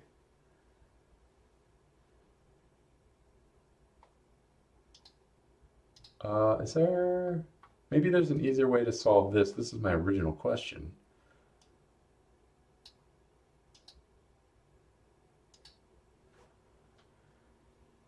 Okay.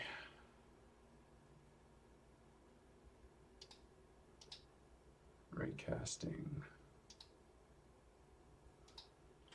Godot raycast on mouse click 4.6.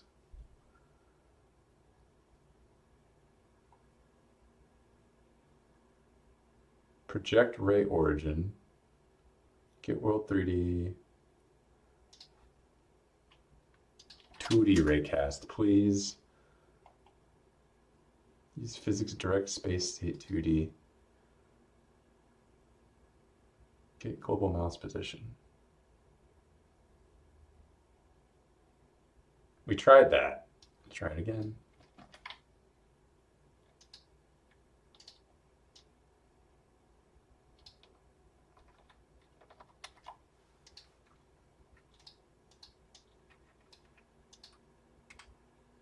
Oh, wait.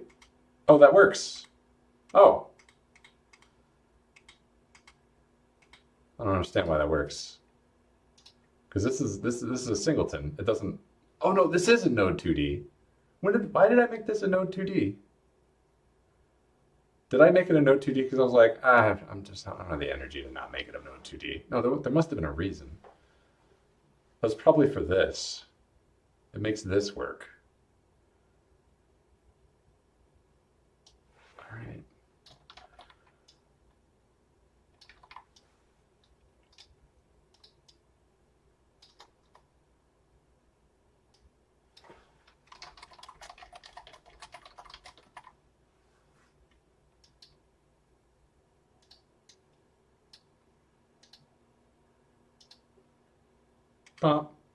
We clicked on the mob. It's an animatable body 2D. Why is it an animatable body 2D? It should be a character body 2D. We'll figure that out later.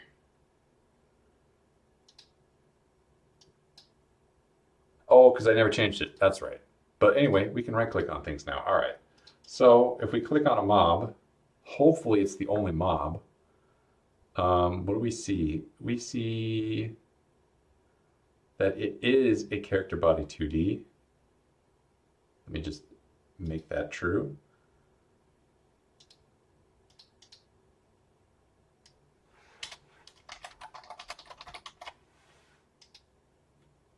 And then I might need to go here and be like, actually, breaking news, you're a character body 2D.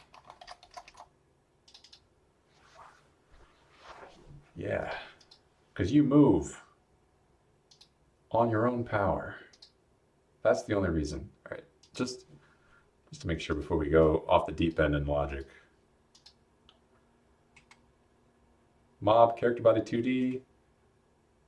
Uh-oh. Oh, no, it was just a misclick. Character body 2D, yeah. All right.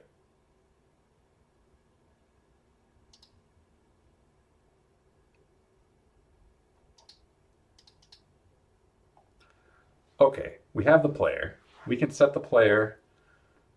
We can get the player's combat component and set its target to whatever we clicked on.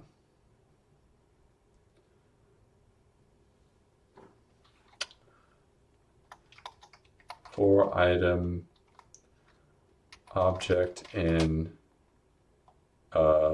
this gives me a dictionary, so can I iterate on the dictionary? How do I let's find out. How do you iterate on a dictionary in Godot? Godot iterate for loop iteration on dictionary.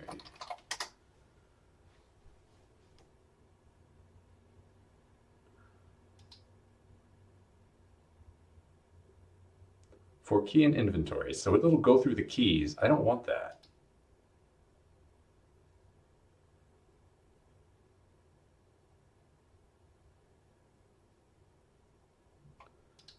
Okay.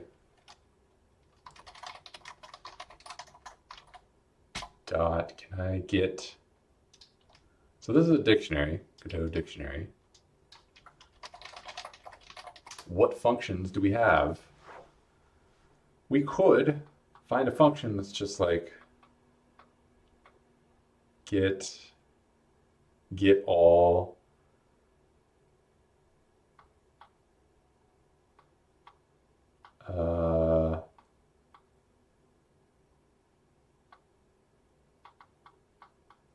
because I don't want to just get all the keys. Oh, wait a minute. Is there only going to be one collider?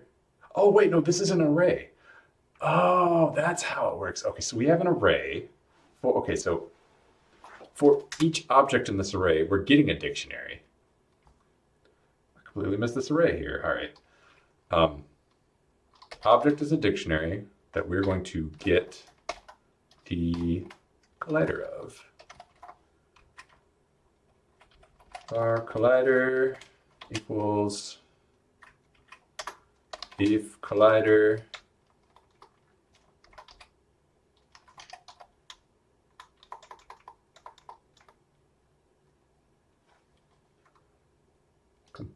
collider target. I want to get the combat component of the collider if it exists. So the object handler is responsible for that. Dear object handler, get combat component. That's the function.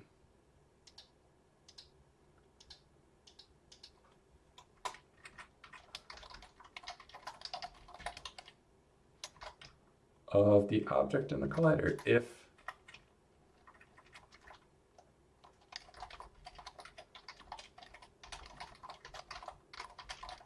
that exists.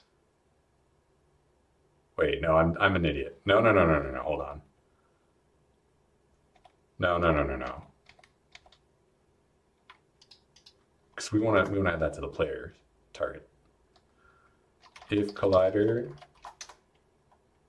player dot object handler dot get combat component for the player dot set target collider. So we right click on it, we set it as a target. I believe that's all we need to do. Everything else should be hooked up. But let me just check. Did I just invent that function? This is the combat component. Set target, no, that should work, okay. And this will work across any range because we don't believe in checking range yet. So we right click on it. Shouldn't it be printing my right clicks? Did I do something incredibly stupid. Oh, did I delete the print?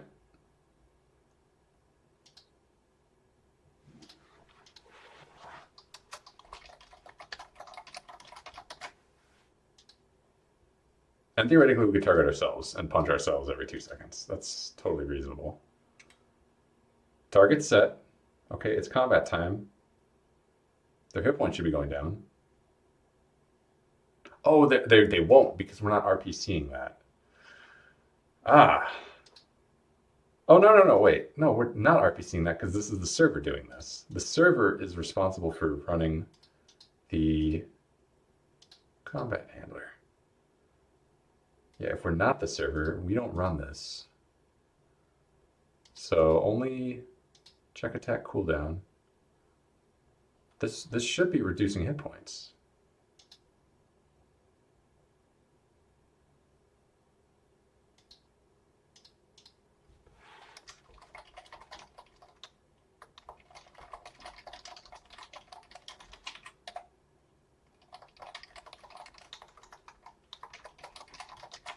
Let's see where that goes. Start there. We'll add more print lines coming soon. Cool. I had goofed. Gotta start over.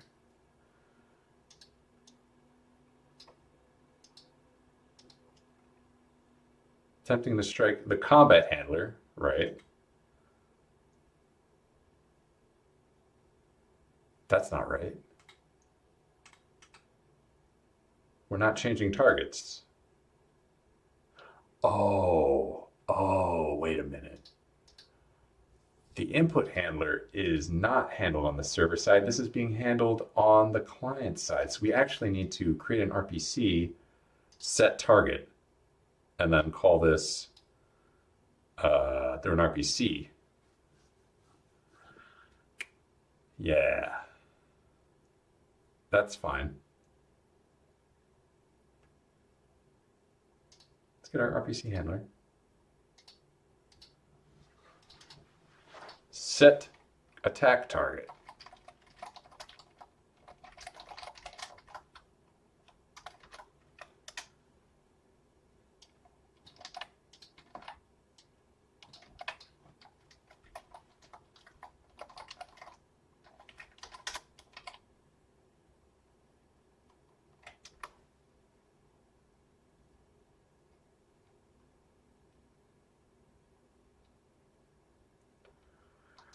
What is going on here? Get node. Okay. This gets the node. This gets the player. that's a nonsense piece of code right there. That should probably be separated out, huh?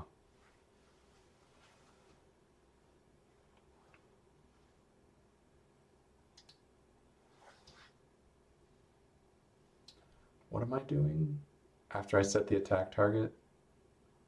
So I have, this gives me the player, which I actually don't need to be doing it through here. I could just, no, I do need to be doing it through here. Never mind, just kidding. Target move, no, we're not calling target move. On the player, we're gonna call their combat component. So we need to call the object handler dot get combat component, pass in this rigmarole, and now that we have that, we call set target target. Identifier main and not declared in the current scope. Oh, right. All right. We're just gonna get this working, and then I'm gonna refactor this RPC handler.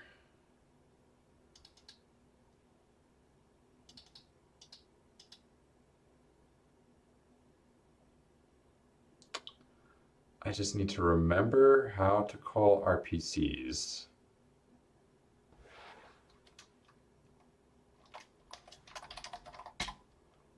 Set attack target dot RPC ID 1 Uh, what am I passing it? Oh, I need to pass it the collider.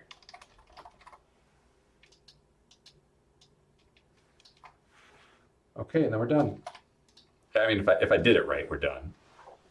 And if I did it wrong, oops.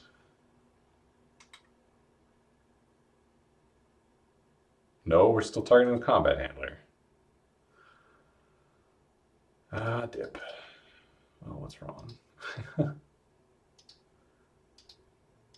All right, are we calling the RPC handler?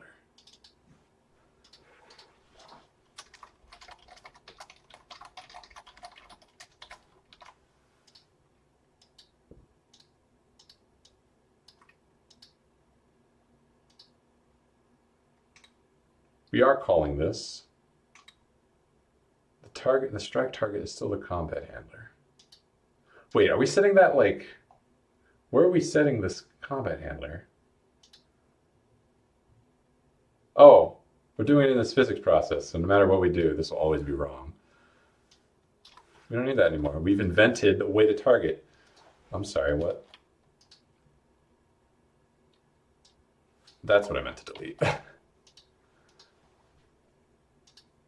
I've identified the code that I need to delete. Now let me delete the wrong code while I look at the right code.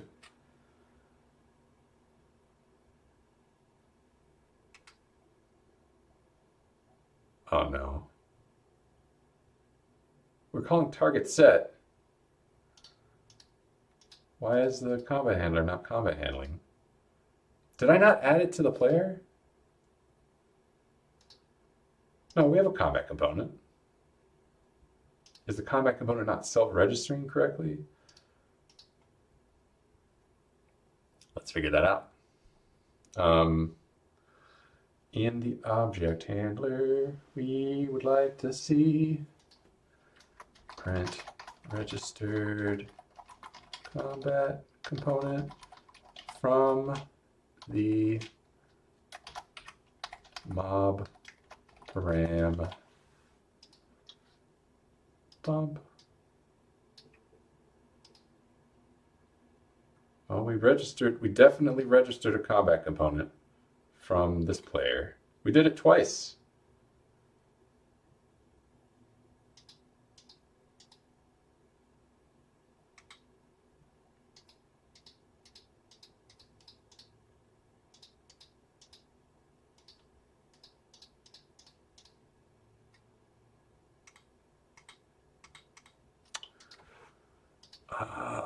Well, that's concerning. It's probably getting called twice because the player on the client side is doing it and the player on the server side is doing it. And the player on the client side shouldn't bother because they're not the object handler.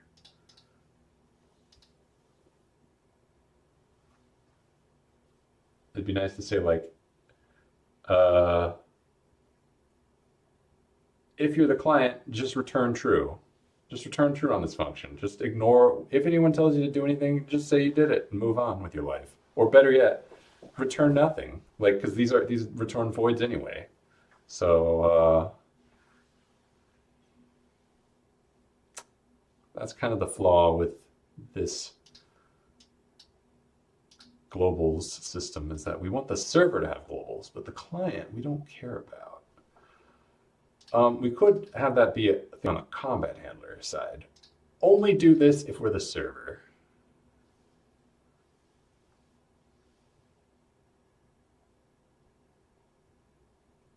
Yeah, why not?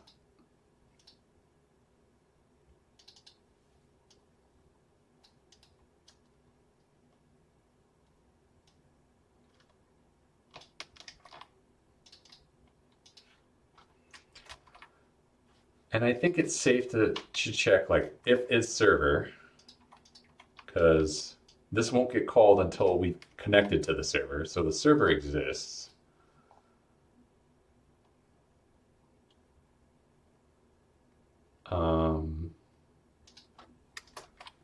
So I think this is safe.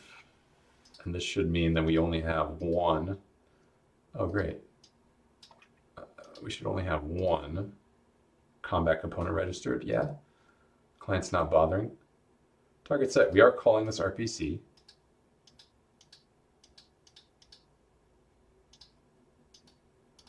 I would like to know what my target is at the time of the combat handler calling this.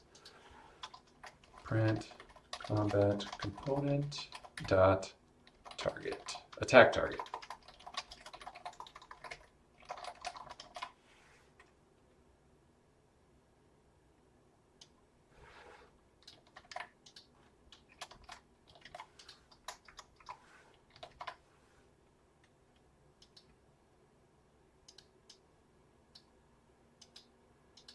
Why is it printing null a lot? That should be behind the if statement. It should not be possible to print. Oh, there is a component, it just has no attack target. My bad, I panicked. I saw a bunch of nulls and I was like, that's illegal. I right-clicked. Still no. Okay, yeah, it's true that we do not have an attack target. It's not being set. Let me go to RPC handler. We're calling this, so we try print. Okay, var component equals this whole thing.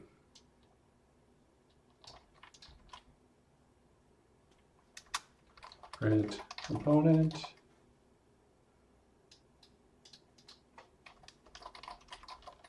dot set target.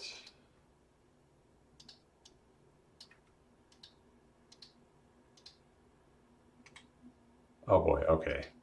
Hold on.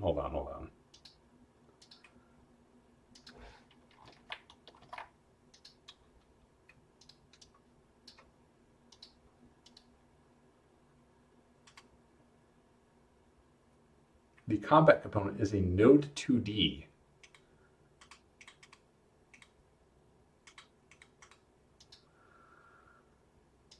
That's not helpful. Actually, is the combat component a node 2D? It is. Should it be? It should just be a node, actually. I don't think the components need to be node 2Ds. We can change this.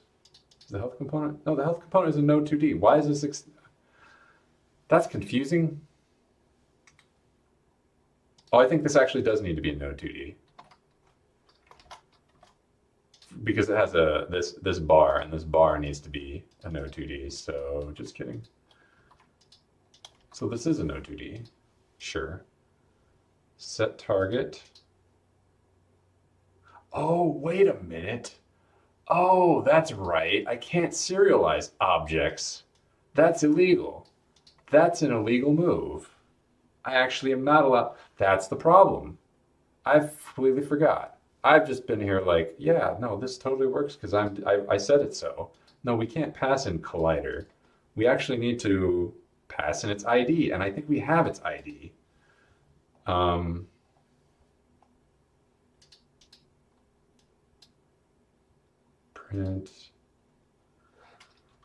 Print objects clicked on.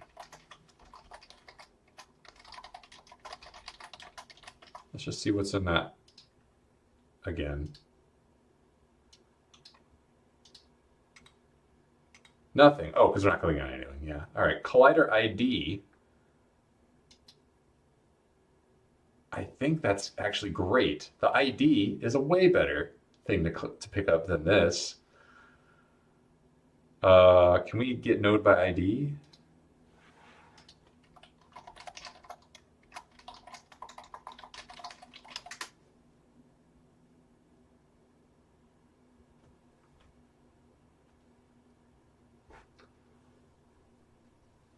Why? What is this ID for then?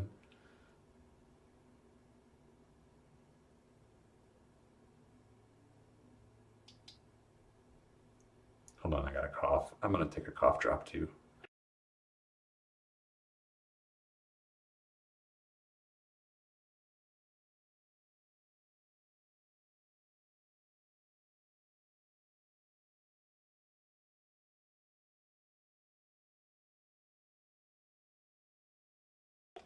Okay.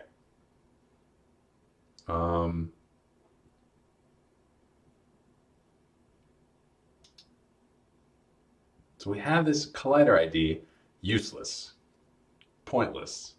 I don't know what it's for, but it's not for us.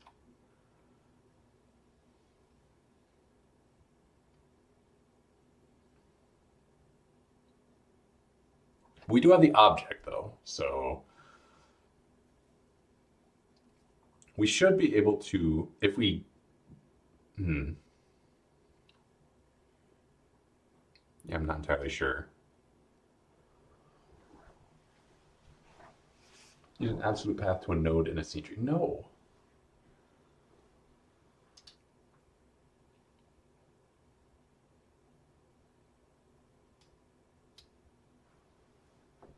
How can there not be get node by ID? That's ridiculous. Instance from ID.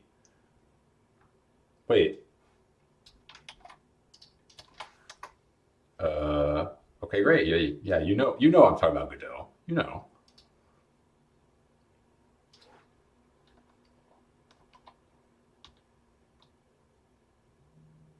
Okay, let's try it. So what we'll do is we'll pass in the ID, which is great, fantastic. Um,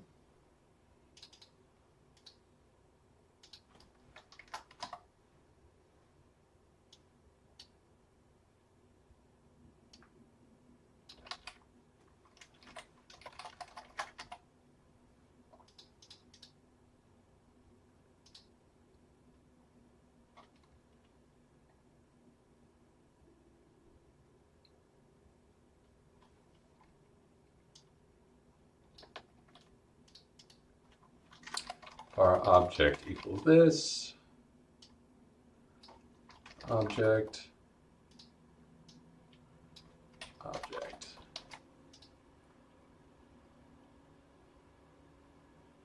Maybe we should call it target.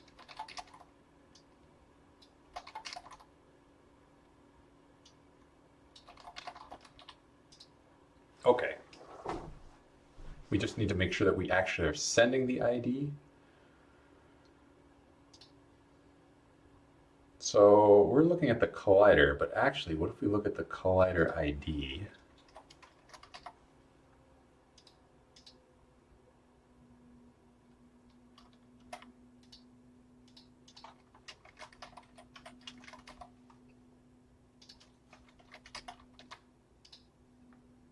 And that's an int, so we should be safe there. All right, moment of truth. Yeah, we're striking. Oh, we can even see the health bar going down. It's working. It's working. Yes. Let's clean this up. Actually, this is, I don't know how much cleaner I can make this. It would be better to make this a command instead of just hard coding it like how I'm done. Target attack command.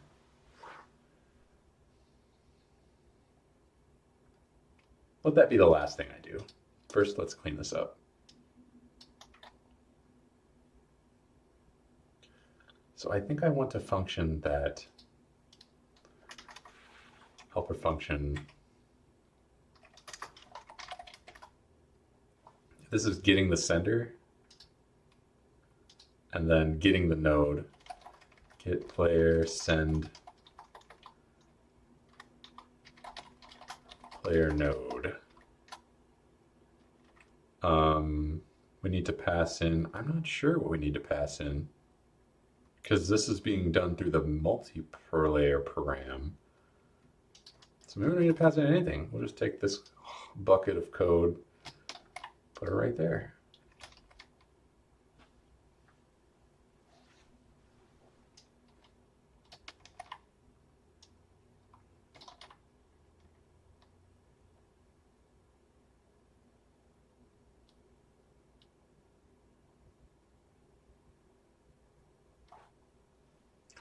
We're actually not doing that here. Getting the sender ID and then throwing that away.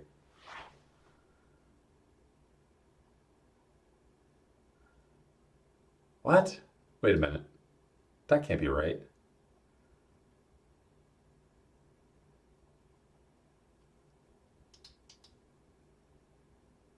We're setting the target of the, this shouldn't work. Was the target striking itself? Because we're not using the sender ID. Hmm.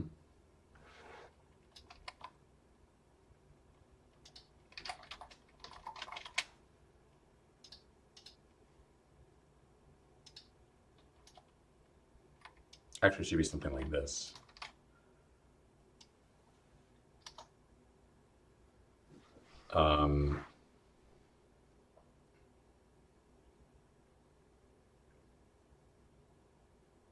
Oh, wait, no, hold on. We have the target, and then we're getting the target's combat component, but actually we should be getting the player's combat component.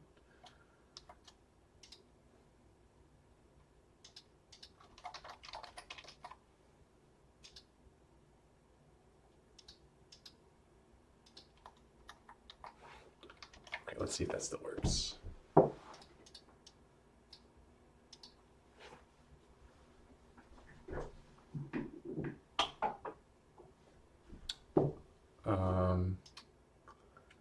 Command to place, that still works.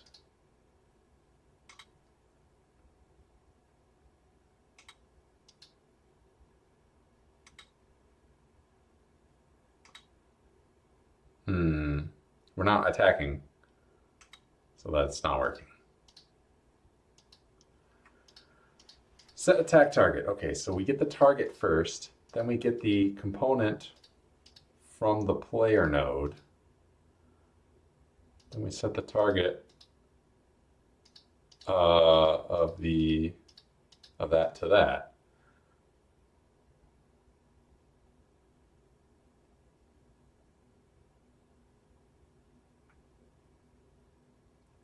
Why wouldn't that work? What?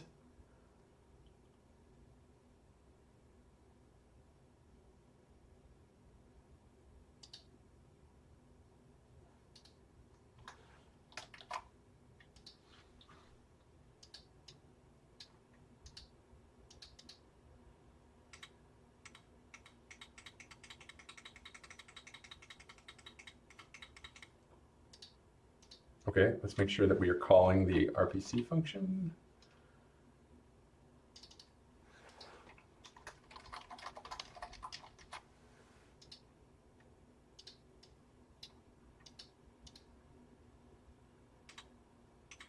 Okay.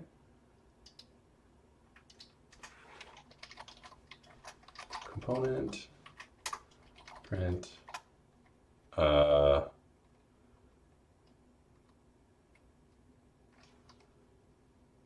let's just get this as well. Let's just print that as well. Oh, and then print component dot attack target. Have we set those things correctly?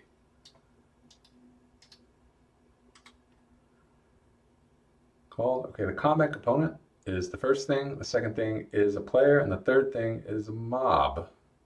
So everything should be set up.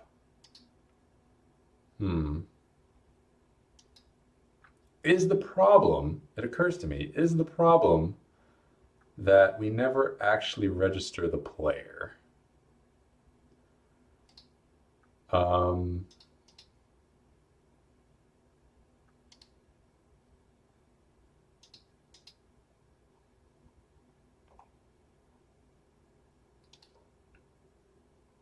So we need to register this player with the combat handler. No, yes, no, not the object handler. We need to add mob,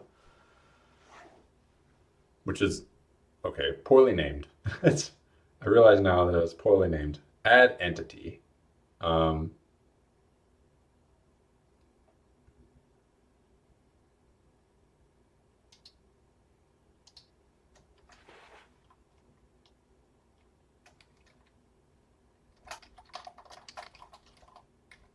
Nope. Object handler dot add mob player. Okay.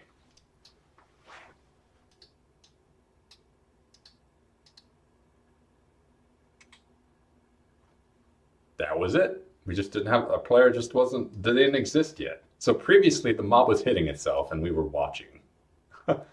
Great. But it looks like we figured that out. All right, we can hit ourself. No, actually we can't, but why? Why is object null happening? That shouldn't be. Because I want players to be able to attack each other.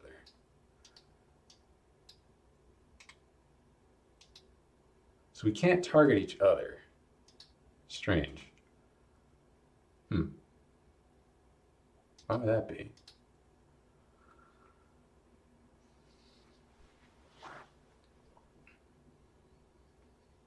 Let's figure that out.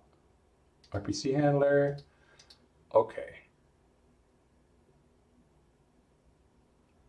So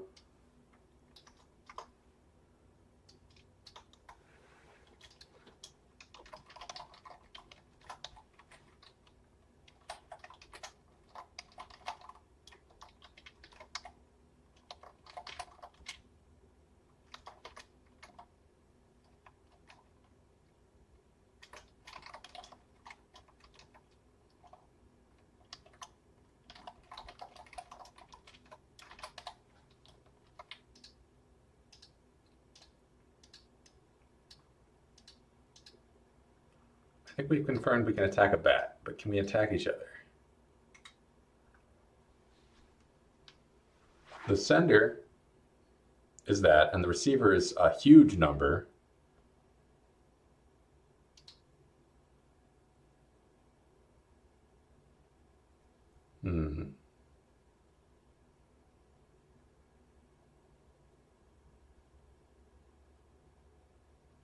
Hold on.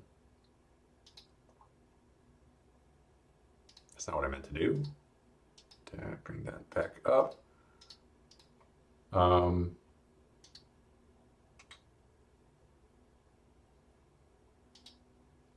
Okay, let's compare. So the sender is 914-979-082-719, which is not the same. And this, oh, the collider IDs don't line up.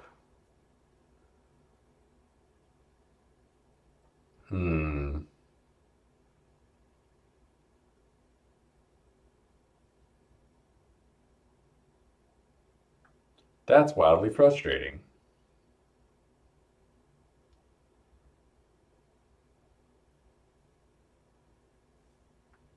Okay.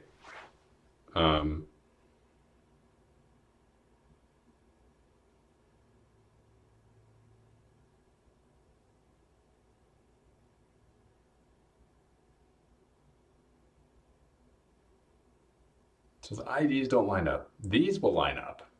These are guaranteed to line up. But that has to be assigned. Oh, jeez. Oh. I'm gonna have to do that anyway for mobs, because mobs, the only reason this mob has the same ID on every screen is because it's coming from here. But that cannot be the permanent. So this is just going to have to be target ID, and then target ID is going to have to be something that the network handler, every mob that gets created needs to have an ID associated with it. Oh, that's complicated. I don't know if I can do that tonight. I'm already over time, and that requires researching multiplayer, and yeah, that requires researching multiplayer. There was one more thing though that I will do before I sign off, and that is create a new command. Target attack command.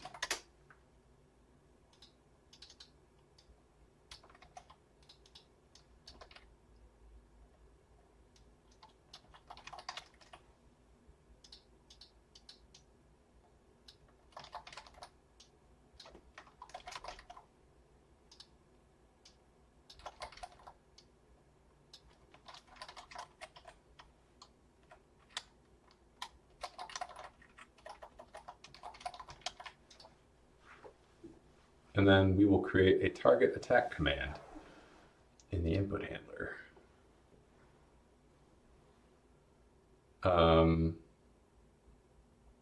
And then this logic will not happen here. This logic will get passed off to main for now, but we'll probably want to create a new handler because I don't want to put stuff in main if possible. Command handler. Okay. So instead of this, var command equals target attack command dot new player collider. And we should just get the collider for now.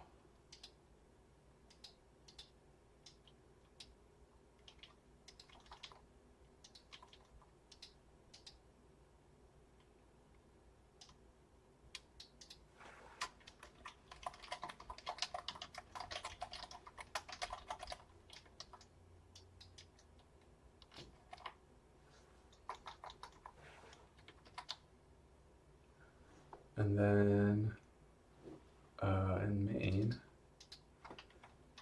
elif command param is target attack command.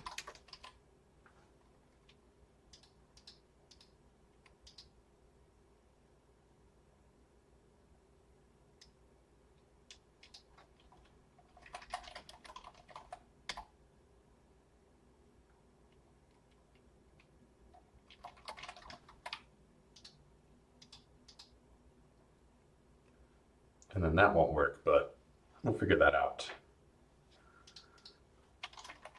Broken to do fix. This won't work because we can't serialize objects across our PC.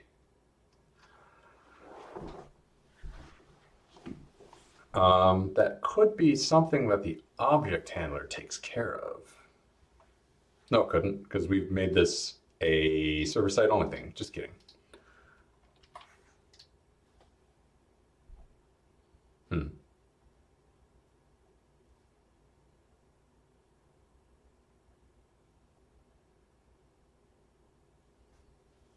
no way to test this because I broke how this works, but we can leave it here. And then we will figure out, I didn't really make this simple, did I? I thought I was simplifying. Let me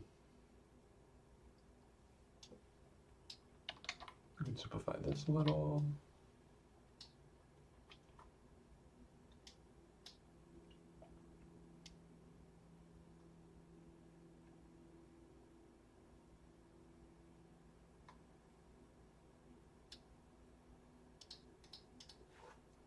This is just not a simple function, which sucks.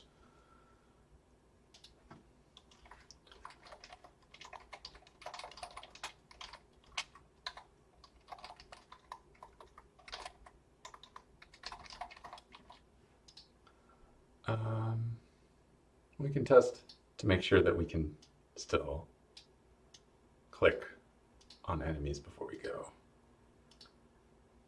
If I right click on this, it crashes. Okay, invalid type and utility function instance from ID, because we didn't pass it an ID.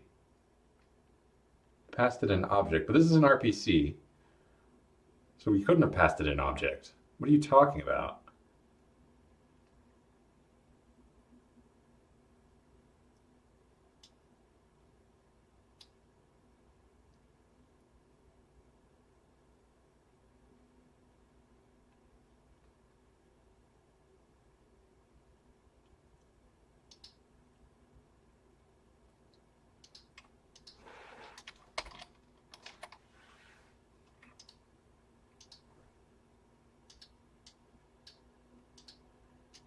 How do you know that that's an object? ID on a base. Encoded object. Encoded object? What? Hold the phone. Oh, Godot. PC is not a Godot.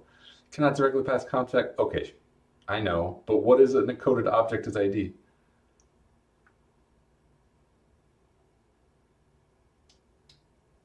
Oh, okay. This just keeps the editor from freaking out. This says I did a dumb. Um, just to make sure. Let me find the docs. I would like someone more trustworthy to say encoded object is ID. Uh, yes. Okay. Yes. This is basically an error saying don't do that. Um,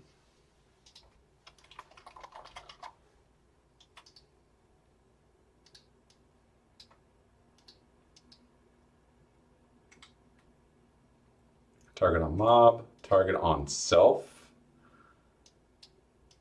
which is something that I can fix in the future, but not a concern right now. Targeting works, it's totally fine. We'll figure out the RPC part next time. What else was I going to do? I can't remember. It's called something else in Godot. Read up on state streaming instead of RPC hell after connections. State streaming? Thanks for the show. Yeah. Next time we will get this solved and then we'll start working on inventory. Actually, what I probably will do is clean up the code. I think there's enough code here that it's worth cleaning up. Maybe. What I will do is clean up the player code. This is do. And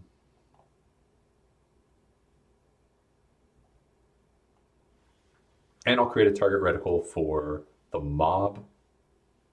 And also, oh, we'll get the mob moving. Yeah, we got a mob. Let's implement moving. Let's get this thing chasing players. That means we'll have to implement thinking, which, we'll do that sooner rather than later. Okay, let me write that down. Before basic inventory, we want to get, I don't need this, we want to get the finish server side combat, get the mob moving. What else did I say? Oh, clean up the player.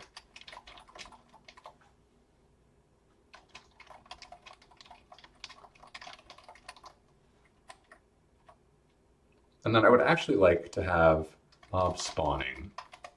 So yeah, then we'll implement basic inventory. That probably will not happen next stream, but this is the order of operations that I would like to proceed. So that'll be it. Looks like it's called Stream Peer. I'll look that up.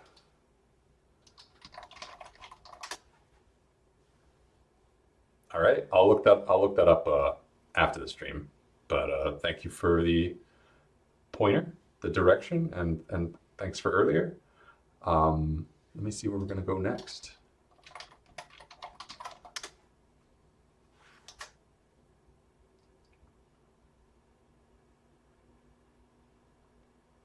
Zomboid Sir, cool. Restream,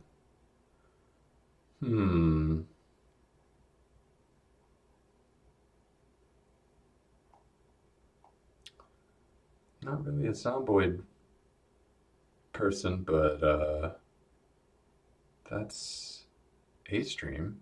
Oh no, this is dead. Never mind.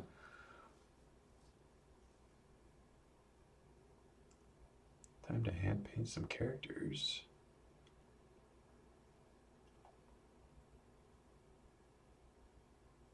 Coding a platformer. Okay, that looks fine. Thank you all for watching. Hope you're having a good time. Hope you all are doing well and making your games and playing lots of games and having a lot of fun. See you all next time. Thanks for watching. Oh.